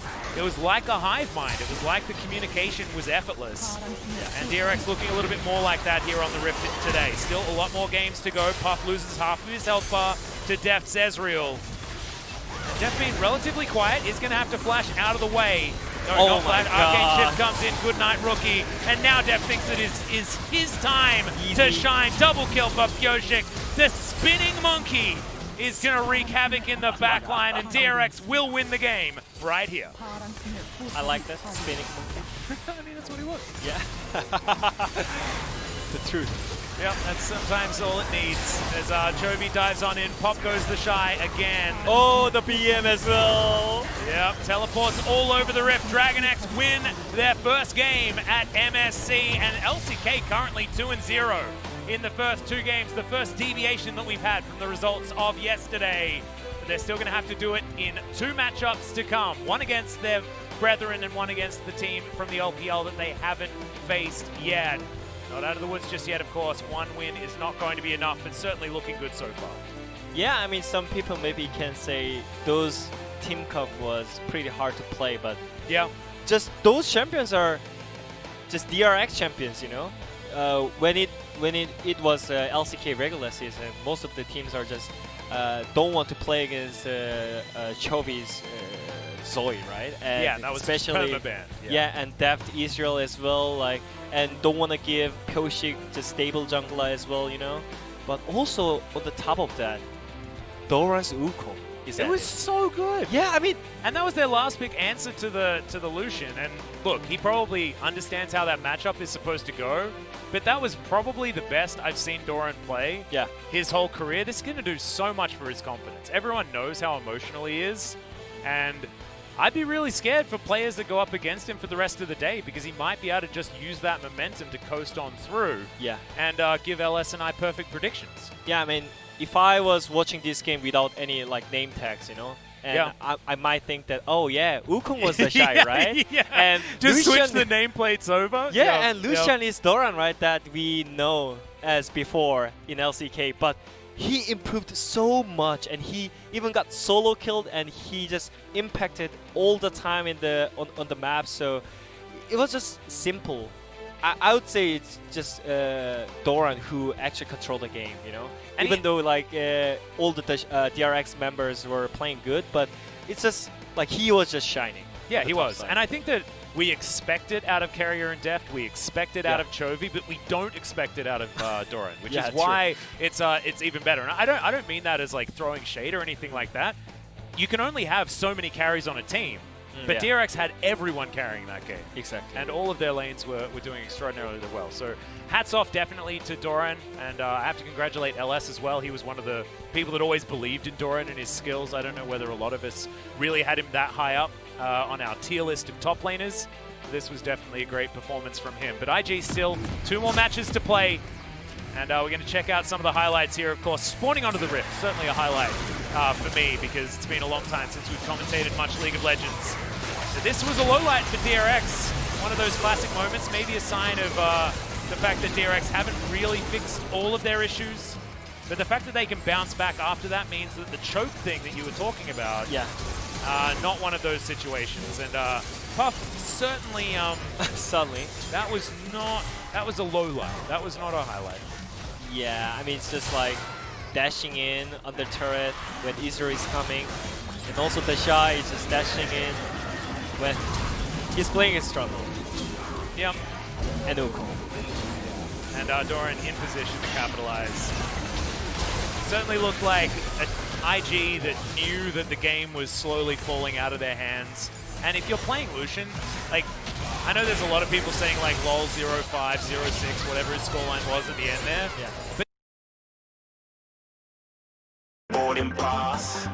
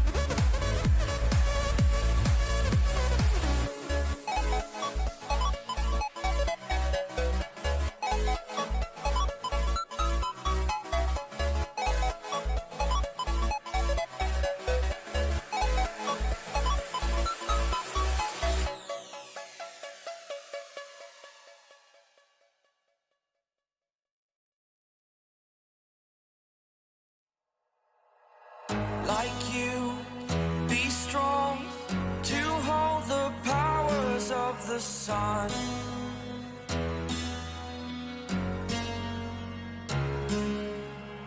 To dream, believe in strength. Now I'm the only one, only one.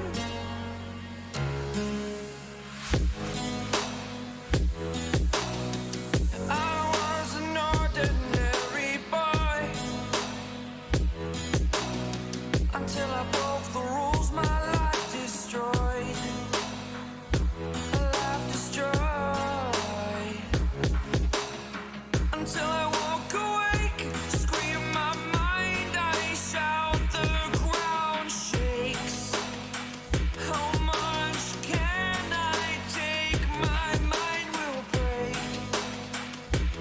Will it break? Can I take? Can I be your superhero? Superhero.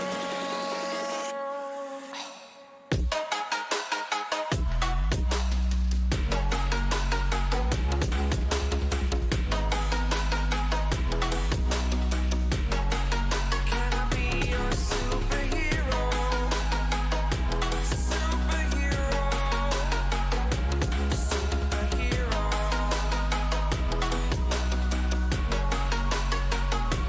Superhero.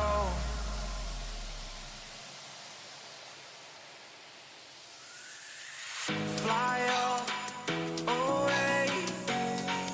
It's the first time of today. Today. To dream, believe. You are the strength, you're all I need. Need. Oh, gonna give it a shot. Only one of me to shield you all from the enemy. You're a superhero. You're a superhero.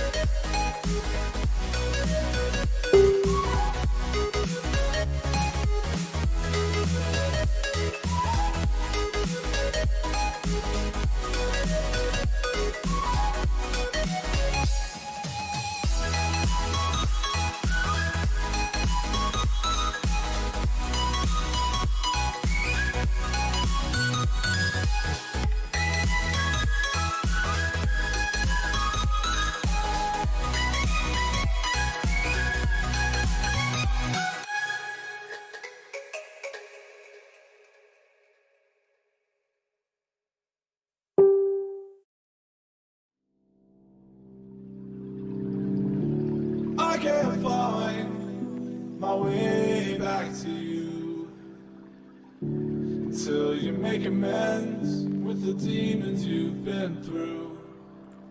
And I can't regret leaving you alone until you find your way back home.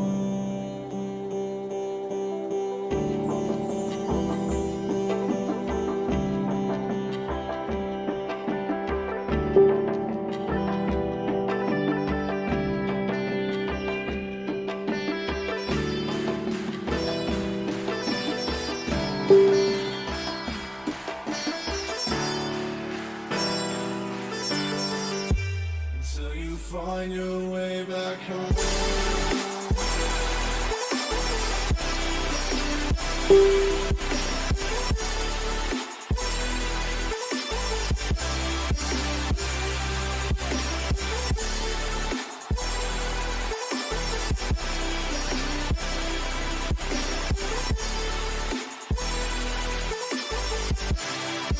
It's going to be a 25-minute game.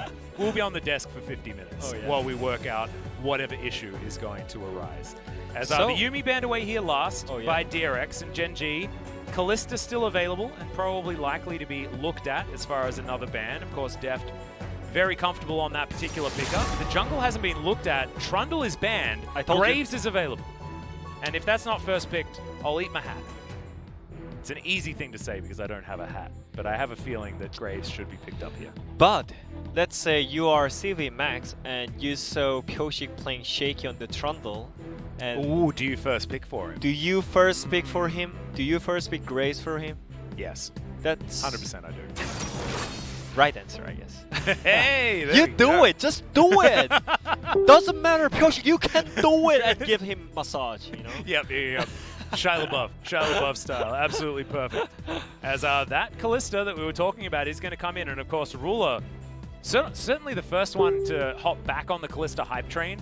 Deft has been a legacy Kalista god for a very long time. Oh, and also life set support is one of the things. Real good, and also works quite well paired with the Kalista. Yeah.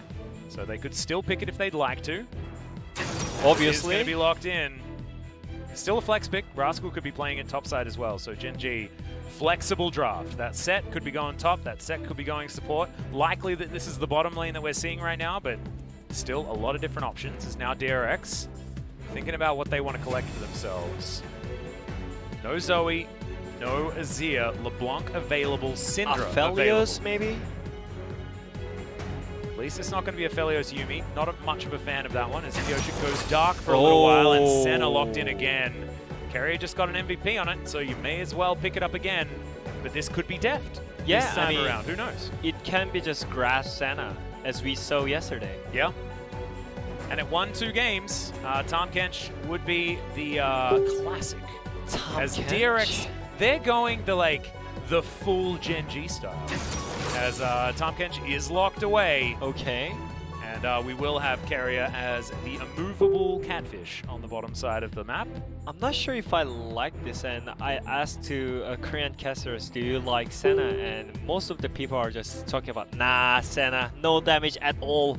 But then we had a look at the win rate from yesterday, and she was 100%.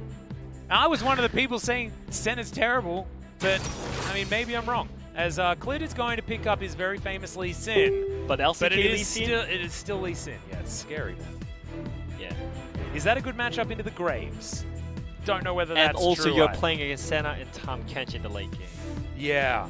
Oh god, playing against Tahm Kench's Lee Sin is the worst. I mean, it's really aggressive, you know, like maybe you can expect this from like LPL teams. Maybe we can say, wow, they played Lee Sin. Wow, that's kind of LPL side. Oh yeah.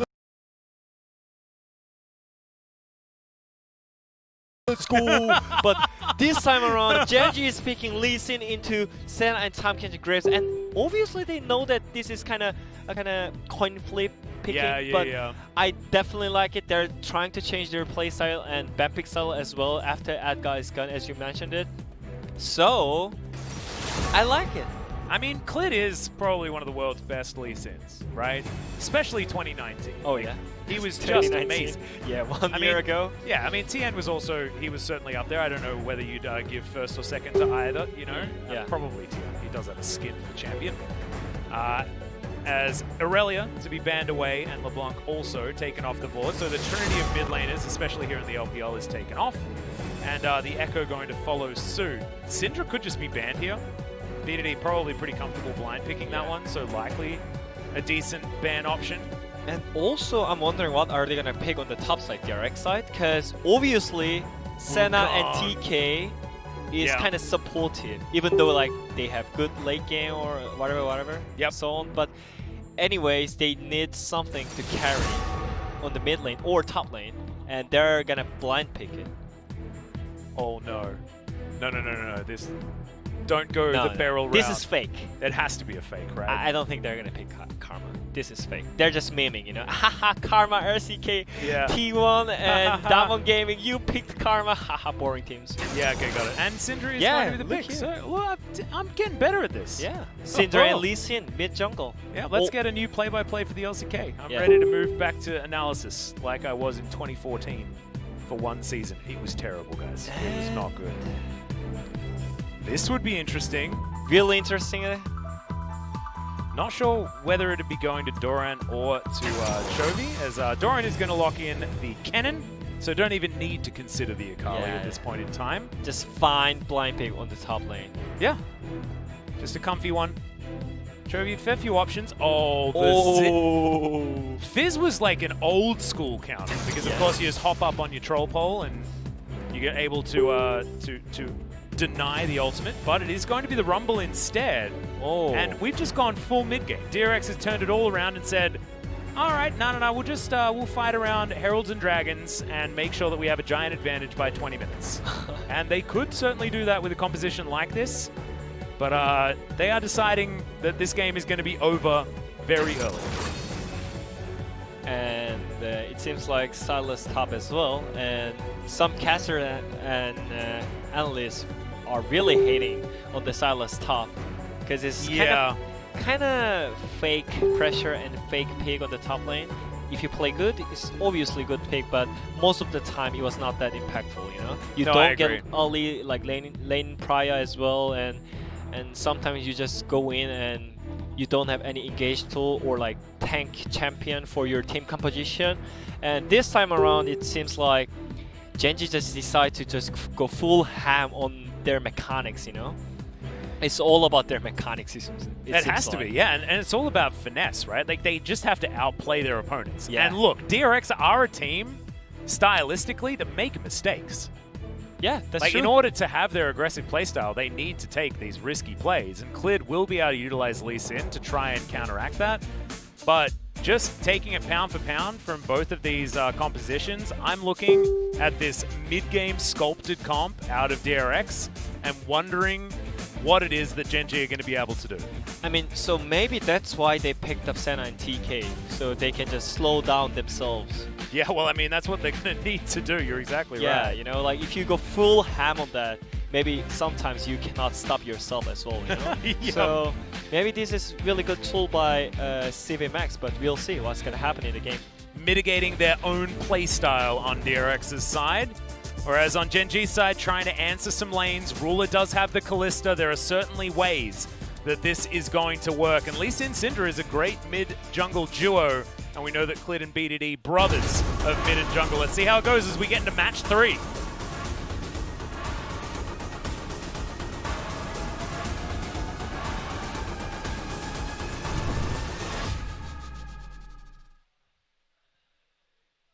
And welcome to the Rift, where Gen G are stacked up as almost 5.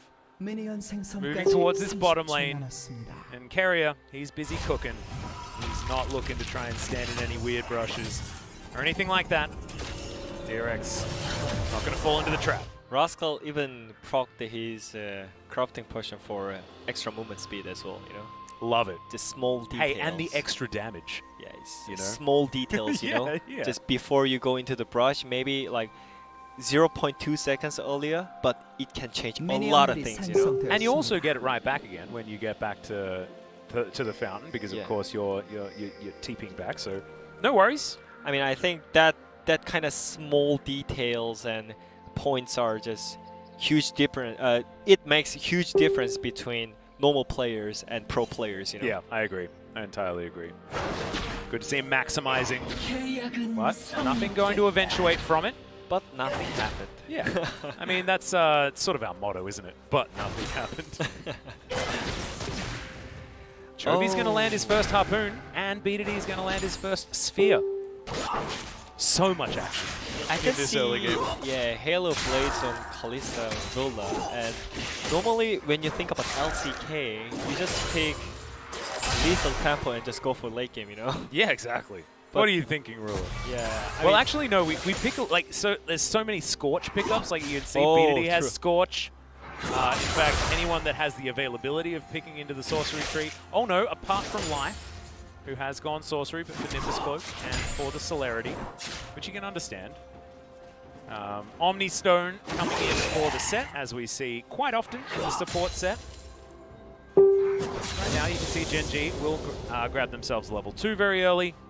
But to be honest, guys, we probably shouldn't be looking towards the bottom lane. Not a lot. Yeah, I mean, there's Ruler going to start off a trade, but you can see exactly what happens when that goes down. Haymaker going to be avoided, but Life trying to mitigate damage that had already come through. So a good trade there for DRX. I mean, this bowling is kind of tickling each other, you know? Yeah, and the problem is that Ruler and Life, they go in for the tickles. But then, you know, Deft and Carrier do it, and then they heal back up again. Yeah. So it's like the tickles do nothing. And I think if they go late game, maybe both sides are fine, but I would say Deft side is a little bit easier. And as I mentioned, Deft built Grasp. So it will be really tanky Senna, by the way. Yeah. That kind of build, you can actually stack up some HP. Yeah, and I think easily. Is this going to be another sort of like Arm Guard start? Sorry, Durham's Fist start, which we saw last time we saw Senna, I think, for even more health in the laning phase? That actually sounds like really disgusting to play. Well, I mean, it's what happened yesterday. Yeah, and, I mean, it won, so maybe. Obviously it's the best. Not sure. And yeah, Cleats Lee Sin. It's behind a camp.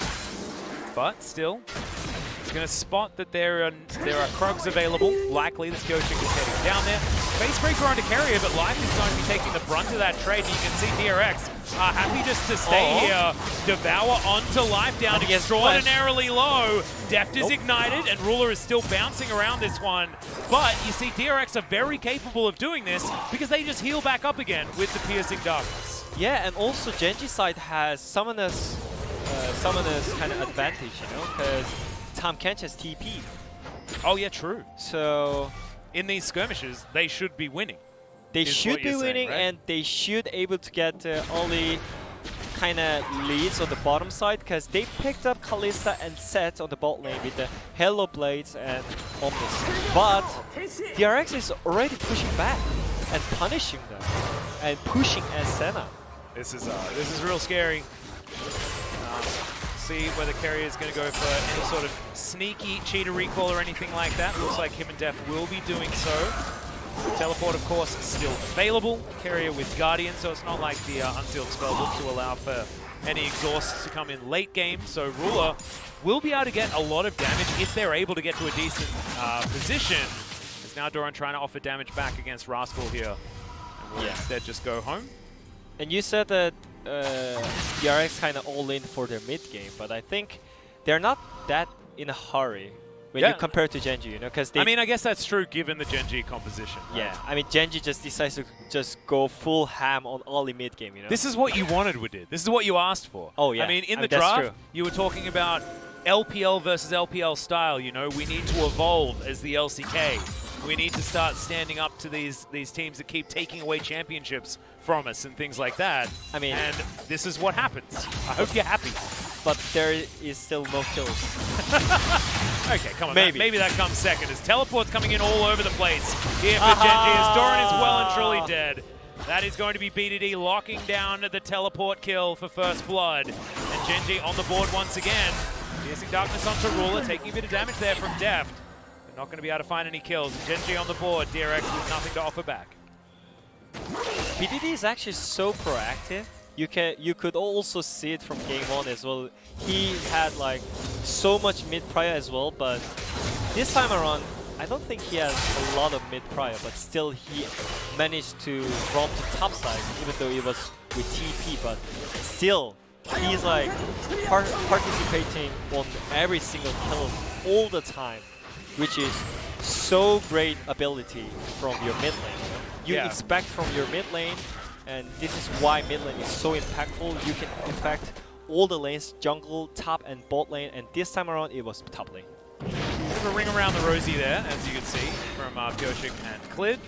Pyoshik knows that now Klid's going to make his way in, and now Klid gets the bad news as Deft and Carrier move on up. Shobi's going to move over as well. Equalizer is available, and this blue buff should definitely be going over to DRX. There's some stolen ultimates. The real one comes out from Doran there also, as now Rascal trying to chase him underneath the turret. Now the damage back is good, as Doran gets the revolver proc also, so we'll even out that trade for now. Doesn't have any more sustain available. Now Ocean Drake might just be taken here by DRX, as Genji seem to have taken their finger off the trigger, and DRX are taking everything. They're just giving up everything. Yeah, I mean, they got the kill topside, but nothing happened after that. And DRX is getting camps, and objective as well. So I think this is already really great news for DRX. And Shobi on the Predator Rumble. See whether he can actually utilize it. Here he goes, He's looking for pushed Klid out, right man. now. Not flashing in. Did have the equalizer, remember, so scary, but Klid with flash, with safeguard. Not going to worry, and instead the equalizer is going to be put down as red carpet for his minions. They head towards the outer turret. I mean, he's going to get this crap, but the time delayed. And also, Pyoshik is so far ahead in level. Like, maybe you can say it's small, but those kind of small differences makes huge difference in the pro scene, right? Yeah, so much impact. Yeah, so I think this is the game that maybe Pyoshik it's can so close pop to off. 7. Klid only just hit 6, and Pyoshik's about to hit 7, so it's a full level between our junglers. I mean, this game is for sure that Pyoshik can top off really easily. And I mean, the last time we saw Pyoshik on the Graves as well, it actually was pretty good. Yeah. It was a lot of the time like leads given by his solo lanes, but and laners, of course, bottom lane as well. But that's the DRX style. They just have really good laners. So Pyoshik should be able to do that as BDD is going to steal away a blue buff. It's going to get impatient, but BDD does eventually grab it. So the blue steal from the other side of the map is going to be answered, and the gold is entirely even. Pyoshik is just literally farming 24/7. He's even ahead in CS on his top lane. Holy crap, he is. And very far ahead of the opposing top lane. He already got Warrior, by the way. Oh, this is real scary. As Ruler's going to get taken down low. Devour comes out as Carrier. Oh, that's a brilliant ulti from Life as Deft has to flash to get out of the way. He's waiting for that Q, but he's not going to get it. As the stun comes in onto Life, but he's outside of turret range, and Gen G get another kill. That's what you expect from Life when he picks sets, you know? He's one of the kind. Dude, sometimes Life comes at you fast, and that was certainly right now. As Pyosik comes down, he's going to pretend to be an 80 carry. Gen G's bottom lane looking real good. Yeah, when I was in Griffin, it was only 14 days by the way, but anyways, we don't need to hear that. You just say when you were playing for Griffin professionally. Yeah. I actually experienced the live set, and everyone was talking about how good he is at set. He's really good. Really, really good. Like, everyone was just a little scared and like shaking. I thought this was Ruler getting caught, but Life is like, nah, waits for it, showstopper at exactly the right point. And the Haymaker with the flash for the sweet spot to guarantee the damage. And just gorgeous. So yeah, Gen G is still fine. They're like, nah, we are fine. We don't care about objectives. We get kills. We are APL style. Haha. Haha. Stunning. That's what you want. And now cleared, he's got Shelly to shove down. And they can grab themselves objectives that way. Minute and a half until Mount Drake is going to be spawning. We have Infernal or Cloud available as our souls. As Rascal's going to land. You have Scon there. Good stun comes out from Doran. And now Rascal with the Ignite on top of him, taking a lot of damage. Chain Lash not going to connect either, so good trade there for Doran in the end. Yeah, but he's fine, because Silas is boring champion, and Kennen cannot get only like health reduction item against Silas. Healing reduction, sorry. Yeah, not going to build Morellonomicon until after he's completed his Proto Belt. You're exactly right. Now cleared, moves into mid lane. Yes, Hero. Pops down the Rift Herald. And nothing Chovy can really do about it. There's the equalizer. It's a bit of a weird position, as Shelly does eventually fall down. I believe no turret plates actually going over to Gen G, unless the money went very, very high. Yes, over under cleared over. So B2D not going to be able to grab it. Ruler gets one towards the bottom side there. As far as total gold, B2D and Ruler in a great position. Yoshik looking to try and change it. Yeah, Rascal does have flash available, but not going to have Slicing Maelstrom, as trolled by the minions is Pyosik. Just the worst feeling is Graves. But he's level 9, by the way. Oh Same level as Laner. Yeah, he's 2 levels ahead of where it isn't. That's terrifying. Deft is level 6, by the way. Yeah. That's not so. And I think it's really the timing for Cleed to show off his like powerful leasing skills on the mid lane. Yeah, before he gets 100 CS behind. Yep. As here we go, it's exactly what you were asking for as Chovy. Scrap shield, not sure it's going to be enough, but the shield from the Dawning Shadow, that's going to be enough to save Chovy here. They have so many good Senna players in DRX in the same team. This time around, is that he saved his mid lane. Just great stuff. And it reminds me of that that famous, I believe it was, I think it's like it was a Beatles quote that was actually disproven. It wasn't actually a Beatles quote, but it was fun. It was like, Ringo is not, so someone asked John Lennon whether Ringo Starr was the best drummer in the world, and John said, oh, he's not the best drummer in the band. Well, who's the best center in the band on the side of DRX is going to be my reference. Literally everyone, yeah. This is the I always timing. thought it was a Beatles quote, but I actually don't. I mean, it was the timing for that. Oh, so good. But, oh man, I think it was literally 1 HP, no? I don't think it was 1 HP. I mean, it was very low. Because of the shield, you know? Yeah. And also, I think it got down to 1, then Scrap Shield came in, and then he healed from his pod. That was so close. And Chovy's actually rushing towards Morellonomicon as well to try and make sure that Rascal's not going to heal too much, I guess. Ruler as well. Koshik is literally laner, by the way. He's like farming 24/7. He's not stopped at all. Yeah, his Serrated Dirk's almost turned into the Umbral Blade, so he's going to be able to eradicate the map of vision very, very easily. And look at this, it's literally just going camp to camp to camp to camp to camp. He's like, ah man, Trundle was so boring. Yeah, exactly. Like, Look this at how is my many minions time. I can kill with this champion. It's so good. This is my time to shine. This is how you stop Pyosik from making those YOLO plays, right? Yeah. You just put him on a champion that just wants to farm all day. And now that there's no camps on the map, he's looking for a gank on the top side. See whether it works out this time. There's not too much vision, but Clit is in the area. And Rascal not going to take the bait. Oh yeah. I'm not sure if this is possible ganking on the top side when especially Rascal has Merc strat already. If he face checks. Yeah, if he face checks, might just be the end of the line as the ulti comes down. Red buff, it's ticking, but it's not going to be enough. That's why you pop your potions, everyone. Safeguard comes in from Clid, but already Rascal had made it out. But now the flash is on cooldown, and Pyosik used nothing, Doran used nothing, and DRX will be able to take down Shirley at the 15.5-minute mark. Yeah, this is already great. Pyosik is flexing the enemy with those farms and items, you know? Yeah, it's real clean. How dare you? Not allowed to play League of Legends if Pyosik is there farming everything. I mean, that was kind of int moment by Rascal as well. He just face checked. Yeah, face checking was not the right call, especially with zero vision. Exactly. And they probably did have a bit of information on where the DRX camps were at that point in time as well. So, not great. But Shirley going to pop down topside to try and take down a whole chunk of this turret's health as the Unleashed Power comes in. That's going to be ulti back there, and a lot of damage comes through. Life locking down his target, and Chovy, nothing he could do about it. Yeah, Genji's ball lane is just working really, really hard for their team, you know?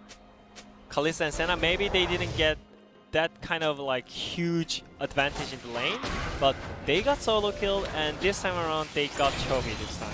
Yeah, and I mean, Rule is slowly but surely getting himself a large lead as well. So it's only going to get worse as this game continues. Pops on over, immunity. Unleashed Powers, one hell of an ability. Gameplay to death was Chovy in the end. But great stuff out of Gen G as far as their aggression is concerned. They just need to work on their map play, as DRX is still within 600 gold despite the fact that they're 0-3. Yeah, I think it's really half a moment. So next Drake is gonna be the spot who is gonna take the lead in the map control. And it's a fight that DRX want to take as well, right? You've got Morellonomicon built for team fight. You've got Doran there with his Slicing Maelstrom available. And yeah, of course, it's a Cloud Drake. You don't really want it, but could certainly be the next point of contention. Gen G with a bit more gold to spend in the interim. You don't really want it, but I think for Genji side is pretty great.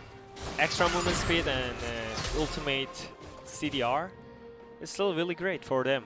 I think for DRX as well, I mean, Pyosik wants to be chasing people down. Doran loves movement speed. Chovy loves movement speed. I think that both teams, you know, maybe underrated on the Cloud Drake side, but probably would have wanted one of the other ones a little bit more. We shall see. Close to a 2,000 gold lead here for Gen G. Slowly. This could be the time for the DRX team fight that they were looking for. It's just been ganks and pickoffs so far. Def does find the snare under Clid. Not a lot of mana here for Def. Rascal finds Chovy. Even though they are losing 3 kills, Pyosik got 2 items right there. So I don't think they're gonna just give up this race freely. Well, I mean, Rumble's out of position. They might still look for it, but Clid locks down the Drake. Equalizer comes through, but this is on the Gen G side. As in goes Doran. Massive damage onto Life, and Ruler, but Life with the Haymaker keeps himself alive for a long time. Not enough, though, as Clid and the set both go down. Def flashing in aggressively. What the heck was that? This could be the ace from DRX, and this is what their teamfight wanted. BDD limps away, but now DRX lead the kills 4-3. Doran. He is completely. What did we talk about after last game? Yeah. You kill the Shy, you take his power, and you use it to demolish Gen.G. Yeah, I mean, in a Cloud Drake I was teamfight. really surprised that he didn't get MVP. I mean, POG, by the way. Yeah, Like, I he know, right? It was solo killed the Shy and controlled the map all the time. Didn't lose any single plates on the top side. And this time around, yes, he got ganked, but it doesn't matter. All he needs to do is just flash in and carry the team fight alone. Alone, by the way, alone. It was so sick. I mean, Def was there to try and keep him peeled up, and I think that was important. But this flash snare from Def, that was the that's the alpha play. And I mean, he's playing center. Maybe he's like channeling that alpha support mode that Carrier did have in their previous match. And yeah, look at his item. It's damn. just disgusting, man. Oh god, Doran is just, yeah, he's doing a lot of work. Chovy's gonna flash, and Chovy's just gonna continue not really enjoying himself. Flash now for the next little while. I just want to see Def's HP bar. Oh yeah, it's almost 2k, by the way. Oh god. With TK, I don't think he's gonna die ever in this game. I really like going for the Frozen Mallet when you don't have the Glacial Augment anymore. It's like you have that as well. You just mega tanky. And Durance is such a good item to start off with as well, especially when you're very squishy on the center with your base statistics. Yeah. I mean, I'm not sure, but maybe old LCK, old school viewers maybe reminds this kind of AD carry style. Maybe, like back in the day, do you remember? CJ and my just god, like Azubu? yes. Yeah. He was one of the known as tanking AD carry for his team, you know? Yeah, When always building way too many tank items, actually. Yeah. It always frustrated me. I was like, why do pro players do this? It's so weird. in Azubu. Yep, that's well back in the days. This is right now, and it's This a is very, Koshi. very dead Syndra. Chovy getting some catharsis here against his opposite number, but it's Kyoshik that takes the kill. 2-0 and 3 here for the jungler. And Doran might actually, he might have to sit out of yet another player of the game if Kyoshik keeps getting all of these kills and like increasing the stats. I mean, he did really great job on farming right? his jungle. He did. I mean, he literally just farmed all the time and just letting your laners, guys, it's fine, just suck it all, you know? I'm just gonna farm. Did you see the top lane gank just then? Ganking all game. Kyoshik, just incredible. I just feel really bad for Doran. Yeah, I know. Just like screwed out of so many different player of the game opportunities. Yeah. I think he absolutely deserved it in game number 1, though. That was a bit weird. Yeah. As we're just going to see BDD walk a little Level, bit too far up. level 13, by the way. Same level as enemy laner. Yeah. This is disaster. It is absolutely disaster. Same level as Ruler. BDD now does make it to level 14. But I think Kyoshik as well. His Umbral Glaive's completed. He's looking for his Black Cleaver to help Def do more damage, I guess. Yeah. I mean, definitely it sounds really easy, you know, when you talk about it. Just farming on Grave like 24/7. Yeah. But it's like more on his team. No, exactly. You have to play without your do jungler. that. You need to let him do that. Yeah. You need to play without jungler for like 15 minutes, and they actually did that. Yeah. It's nutty. DRX playing very, very well thus far. 22 minutes. And we mentioned the composition. Sort of doesn't work the same way that I was predicting in the draft before Gen.G had finished their comp, because of course Gen.G very early game focused as well. But DRX going to be happy having this slight advantage moving into the 25 to 30 minute mark. And if they can keep going around these team fights the same way, certainly will be good news. But losing out on that Drake means that Gen.G do have a Cloud Soul point available to them in 7 seconds time. But Vision looks to be available here for DRX. They can continue the siege in a minute. Yeah, I mean, they just make it really easy for DRX. Just pushing slowly, play with your vision, and we don't need to be hurried because our team competition is so much better than enemies. Yeah, and Gen.G side is like, man, we have Lee Sin and Kalista. We have to do something before they get to the late game, because definitely it will be really hard to get enemy champions in the late game when it reaches to the 40 minutes, you know. Senna has like 3k HP with 5k HP with Camp as well. Like, well, now Clid's gonna go for the play. Doran, please, just uses his buttons and gets himself out of the way. Lightning Rush and Proto Belt pretty good, and the Abyssal Voyage gets Carrier and Deft Gear to the rescue. Again. And Doran didn't flash, by the way. That was a kick flash from Clid, and Doran just lightning rushed out of the way. He still had stopwatch. Yeah, just didn't have to use that. Simply denied. And that's a Flame Horizon, by the way. I think that was before 23 minutes. Pyosik had Flame Horizon clear. That is true, and he did kind of nothing. Yeah, with Lee Sin. And it's so sad because it's Clid's Lee Sin, right? You want to be talking about the legendary status of this player-champion combo, right? And also he's from LPL too. Exactly. But Lee Sin's sort of a shadow of his former self in the current meta as Clid. There we go. That's why I picked it. Nothing with Lee Sin, but yeah. Oh, you get slightly more damage on your smite. It's absolutely the opposite of true, as he's behind levels by quite a lot. Yeah, but 2 levels, in fact. Life is 5 levels below Pyosik.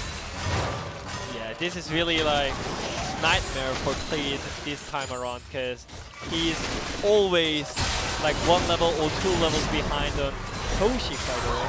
Yeah. I mean, Pyosik has... I mean, he's good. He has more farm than Chovy and Doran. True. He has the most farm on his team. He's enjoying this moment so good. So good, man. I mean, I'm wondering when he's gonna split push. Yeah. At this time around. I mean, who are the solo laners, right? As Clid does find Doran again, but now we've got an equalizer down in the mid lane, and Genji are spread way too thin here on this map. Pyosik is a raid boss. Ruler gets smited, but end of the line is not going to find the mark. He's just smiting him casually. I mean, Pyosik is the 80 carry. He straight up is the 80 carry. Yeah, I mean, he's just standing on mid lane and taking all the farms, you know? Yeah. I mean, Death doesn't really want it. He just wants to get all of the marks. You know? Yeah, that's true, but it just looks funny, you know? It does. It does. Looks hilarious. Oh, man. Level 15, 3 levels is going to be the advantage now. As, of course, the experience has been shared around, right? You've now just got Pyosik, who's being funneled a whole lot of more resources. But it is very funny to look at. 279. He's ahead of the clock as a jungler. Yeah. And also, this is really great news for DRX, because I mentioned before, when you think about it, when you think about to play against the DRX, I said definitely their weak point is Pyosik, but in this game around, he got the snipe ban on his Trundle, and he's playing really good on first picking Graves. Like, this is what CV Max wanted from him. And this is actually going to be great for his confidence as well, right? Because if you do well on a first pick, that's what allows you to feel valid, right? Yeah, he's you feel like it was worth it to like get me this pick. And I mean, Graves is busted at the moment. He's really, really strong. But this is certainly a lot of Graves dominance. Yeah, but it's still satisfying, you know? Yeah. It's similar with just posting on Instagram just after that you went to gym, you know? Just flexing on the picture. It's like, it's the gym selfie Gym equivalent. selfie, All right. exactly. Gym selfie. He's doing it. He's literally doing it in this game. It's like, look guys, I did it. I'm staying up. Something that you need to do responsibly these days, guys, because COVID-19 deal. True. Only go to gym if they do have the proper safety precautions in place. I have my temperature checked whenever I go to gym, just to make sure that everything's okay, and wear a face mask the whole time. It's very hot because it's summer here, and face masks just heat you up like crazy. We might have a team fight brewing. Death is going to obscure himself, looking for the Gen G players. DRX is so happy right now. See what they're going to do next as far as the next team fight, but they have so many tools when that does finally arrive. I mean, still, you know, I don't think Genji is happy with just farming for the late game. Pyosik has more than an Infinity Edge's worth of money over Clid. Stop it, he already died. Yeah, okay. He's dying. That is a good one. That is the correct Simpsons quote right He's now. already dying. As there's the equalizer, Genji taking the red carpet out of here. As now it is going to be Soul Point. That is one ultimate that decided a dragon fight and which team was going to get it. That was pretty nice. They're like so calm and collected. Maybe Doran in Spring Split round 1, maybe he just flashes in that moment and just give up everything, exactly, every advantage, but he just stopped and just being calm and collected, you know. That's, I mean, he just watched, like, Chovy got the flash out of Ruler, yeah, but also just made sure that every Genji player were not allowed to go near the dragon. yeah. I mean, they don't need to go in, you know. They already got everything they want. Yep. But it's like his calculating machine is so insane. And now we're watching Pyoshik and Ruler fight for the most CS in the game. Maybe he's looking for the new Guinness record. Oh, the Guinness World Record? Yeah. You know, that's a really tough record. Do you remember the 90-minute game? Oh, G-Nair Teddy? Yeah, pretty sure Teddy's got that one. Over 1K, right? It was 1.3K, something like that. And I mean, Bang has the second highest with Oh, yeah. 1.1K. Insane game. Yeah, that was it's actually it's a frustrating game because all CS statistics are now out the window. Because like you can never get to that again because they literally fixed the game after that. Maybe that's the game that if you want to introduce LCK. No. We're not allowed to. Because, We're not allowed? Do you remember the end of the It's game? illegal? Do you remember the end of the game? Oh yeah. Yeah. We don't really talk illegal. about that. We don't talk about that. Yeah. Now we are in a happy time in this moment, you know? I mean, that game was a happy time as well because Is it though? it was a famous Glad plane. Oh yeah. And we don't have Glad planes anymore. It's fine. We have next year. That's true. We don't know what's I gonna mean, happen who knows? next Yeah, year, you know? like Jin might make a huge bid for franchising Yeah. and get their team in. We don't know. We don't know. I have no idea which team's going to Maybe they just come back with a just huge, tremendous plane, you know? Yeah. And they like and they build a roster around all of the the most calm and collected players that the LCK has ever seen. Oh, it'd just be exceptional. It's like Ambition comes out of retirement. He's They're- like, oh, you're ready for like a farming style? yeah, they're just Oh, I'm listing, there. you know, like, Yeah. did this player farmed well? Yeah, yep. That's all they consider. Well, DRX are considering Ruler right now, because he's the one without a flash, and they've decided that he's going to die here as the Equalizer's going to stop him from getting under the turret. Doran will take him down, and now life goes golden. The tower is going to be demolished as a second thought after the bottom lane is taken down. That was about the best flank that you could have gone for there, but Genji really didn't have too many options at this stage of the game. No vision control, no way out, as that is the hijacked Equalizer. It's just not doing as much damage as what Chovy's was offering. I mean, it's just, I feel like it's no chance at all because they have no damage to kill their front lanes and back line. You have to kill Graves to kill their damage dealers, but they have Sana and TK, which is such a safety tool. Yeah, and there's 4 items on Pyoshik. He just does so much damn damage. And 4 levels difference between junglers, so Yeah, good luck getting the Baron, Genji. good luck Like, with if, the smite, by the way. If Clid steals this, it is going to be the most incredible steal of Best all Lee time. Sin duel. Yeah, as it is going to go down low, but Nope. it is secured. As you can see, it's a huge slice of Maelstrom from Rastal as Clid dives on it, locks down the But Grave. It's a lot of damage there as Clid does get out successfully. It's not over yet as Deft is going to fall as well. And Clid's still alive. Chovy tries to get out. Carrier is taking a lot of damage, but will eventually fall. Triple kill for the Syndra. It's a disaster as Chovy, the last man with the Baron, and DRX overstepped. Okay, so Genji is showing off, you know? Nah, what Yeah, it's like, there look is at a way. Look how far behind we can go before we win the game. Hyperbolic Time Chamber League of Legends. So BDD just randomly got triple kill right there, so he's fat. Yeah, he already had a death count. Like, I Yeah. mean, it was perfect item timing to go for that fight. Might just be able to complete a Void Star. And that's going to be really good news for Genji. Yeah, so this game is still going on. I thought the game would be end after DRX is getting Nasher buff, but after this, the game is gonna just still keep going on. I mean, this should have been Yeah. like the beginning of the end, right? True.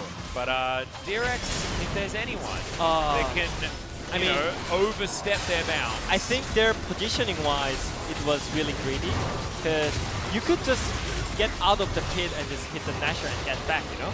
But look at Rascal, like yeah, this slicing mouse. They're just going in, you know. Incredible. They're just going in because they think that they're fat and they can't die. I mean, that's kind of true, but Nasher is really strong. Yeah, It increases oh armor god, and this ammo. Cloud Soul. Yeah, we're looking for an equalizer. Lands onto Ruler and BDD. Chobi does use his stopwatch to get out of all the damage from BDD's ultimate. He's not going to be getting any triple kills in this particular fight, but maybe Ruler will be able to offer more back. Dragon Soul for DRX. Yeah, they do have the Dragon Soul, and it looks like they're going to take that and get out. They still have Chobi's Baron as well. But I'm not sure. Actually, like BDD is so fat right now, so probably he can, for sure, do a lot of damage. But I think, yeah, this one was pretty close as well. That was separate two fights in the top and bottom side. Yeah, and a much better equalizer out of Chobi in this particular fight. And double stopwatch and Sonya's too. Yeah. Classic. I'm glad I actually said stopwatch correctly. I thought I mis-said it. But he did have two, so yeah, he did bad. have two. Got it. I admit that was actually a mistake because, you know, looking at it, he does have a Zhonya's, so probably should have said Zhonya's. Sonya's and stopwatch. It's hard. It's because they go gold, and you often can't see the items. So, the same thing as Ruler. Down that red carpet like we talk about, and he's not going to be able to get to the premiere this time. Kyoshik grabs it. Ulti comes through. Devour's going to save Kyoshik. And Dragon X back in the driver's seat well and truly once again. Live coming on over. Rascal has a Dawning Shadow, but no one's going to get hit by that one. Not exactly the greatest of ultimates. Slicing Maelstrom, brilliant. Equalizer, brilliant. I mean, that was kind of nah moment for me, because we saw that he has flash on. Well, Def comes up. He's going to find Clid here. He's He's tanking up to just 1v1 on enemy jungler, you know? Oh, life. Oh, dear. Well, Haymaker going to keep him alive for a moment, but Carrier is so tanky. Facebreaker onto 3, though. Could this be the fight that they're looking for? Sorry. Oh, God, that Dawning Shadow. Thank you very much, Def. Able to decide this team fight in the end, as Clid's going to go down in the end, is GA along with him, and somehow DRX have kept themselves alive throughout it all. Collateral damage that was hijacked, not able to do enough damage, and the base is now broken. DRX in full control. I don't think that Gen G are going to be able to weasel their way out of this one. They will make their way back for a reset, or maybe they won't, because it's DRX and they like to go overly aggressive. I mean, how they can have, how they could have two best center players in the same team. That's because they have so much synergy together that they teach each other. Oh, true. You know, they probably have the two best Ezreal players as well, right? But because Carrier's been playing with Def for so long. I mean, this cutout is not. And that was Carrier denying the unleashed power as well under Kyoshik. Yeah, so. This is not what. This is not like what we expected from Ruler. You know. No. We're coming into this game. But I mean, he got pretty denied based on just the tools that DRX have. They have the ability to just like say no, hello, you're not allowed to play the game. That's Givar as well. Yeah, avoids Doran's demise as well. And this Dawning Shadow was what really sealed it. Ruler again, no! Oh, snared up, taken down. This is not how Ruler normally plays. Yeah, but it's like over and over again, like getting caught and just... He saw the Shy's Callista, and then he saw the Shy's last game. And he there's no excuse though. Like, the Shy has excuse. It was a bad joke. Like, he's like going in because he misses Korea, so he's like homesick. And he's playing Lucian top, so you have to go in. Like jumping into the 5 Koreans, you know, like... Yeah. But Ruler, I'm not sure, like, if he lost his focus. I mean, obviously it's really hard to play Kalista against that competition, but... And also, like, what are you supposed to do right now, right? Yeah. Like, this is a game that was relatively decided. They had that Baron fight, you know, BDD showing that he is still a great player. but not a whole lot that you can do at this stage of the game, especially with the comp that Gen G had opted in for. Yeah, I mean, my worry is those kind of mistakes. Oh, right, just... and Ruler was standing on top of it as well. That is really not what you want. Those kind of mistakes actually harms your team mood when it comes to like... the mentality, right? Yeah, the mentality as well. And you still have like 1 or 2 matches to play. Yeah. So I think this is really, really bad for their team mood, but at the same time, they just need to just suck it up, you know? Yeah, it just happened already. I mean, maybe this is good for IG, looking to try and make their way in. They will, of course, be facing off against Gen G in one of our last few matches. As there's another equalizer to come in. Going into the ruler again. Finds the Abyssal Voyage as life. That is not the showstopper that he wants. As Ruler is, the bottom lane not able to do anything. And now Rascal with a Slicing Maelstrom. But it's just a for fun ability at this point. Goes golden. I mean, he looks good on the Sylas, but what is he actually doing? What is he actually achieving? And he's achieving 3 deaths on the side of Gen G. DRX now pushing through the front door, looking for these Nexus turrets. And now with these pesky minions out of the way, Gerchik able to do so much damage to these turrets. And Jovi just burning them down where they stand. Cleared, relegated to his fountain as Deft is just soaking it up where he can.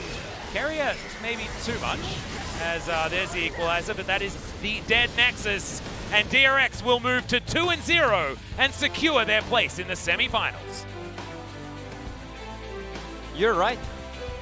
You picked up DRX for first place. I mean, come on, man. I've also been predicting all the drafts. That is true. Yeah, I've seen the future. That's how I mean, I really do struggle with the predictions most of the time. Like 2015 Worlds, for example.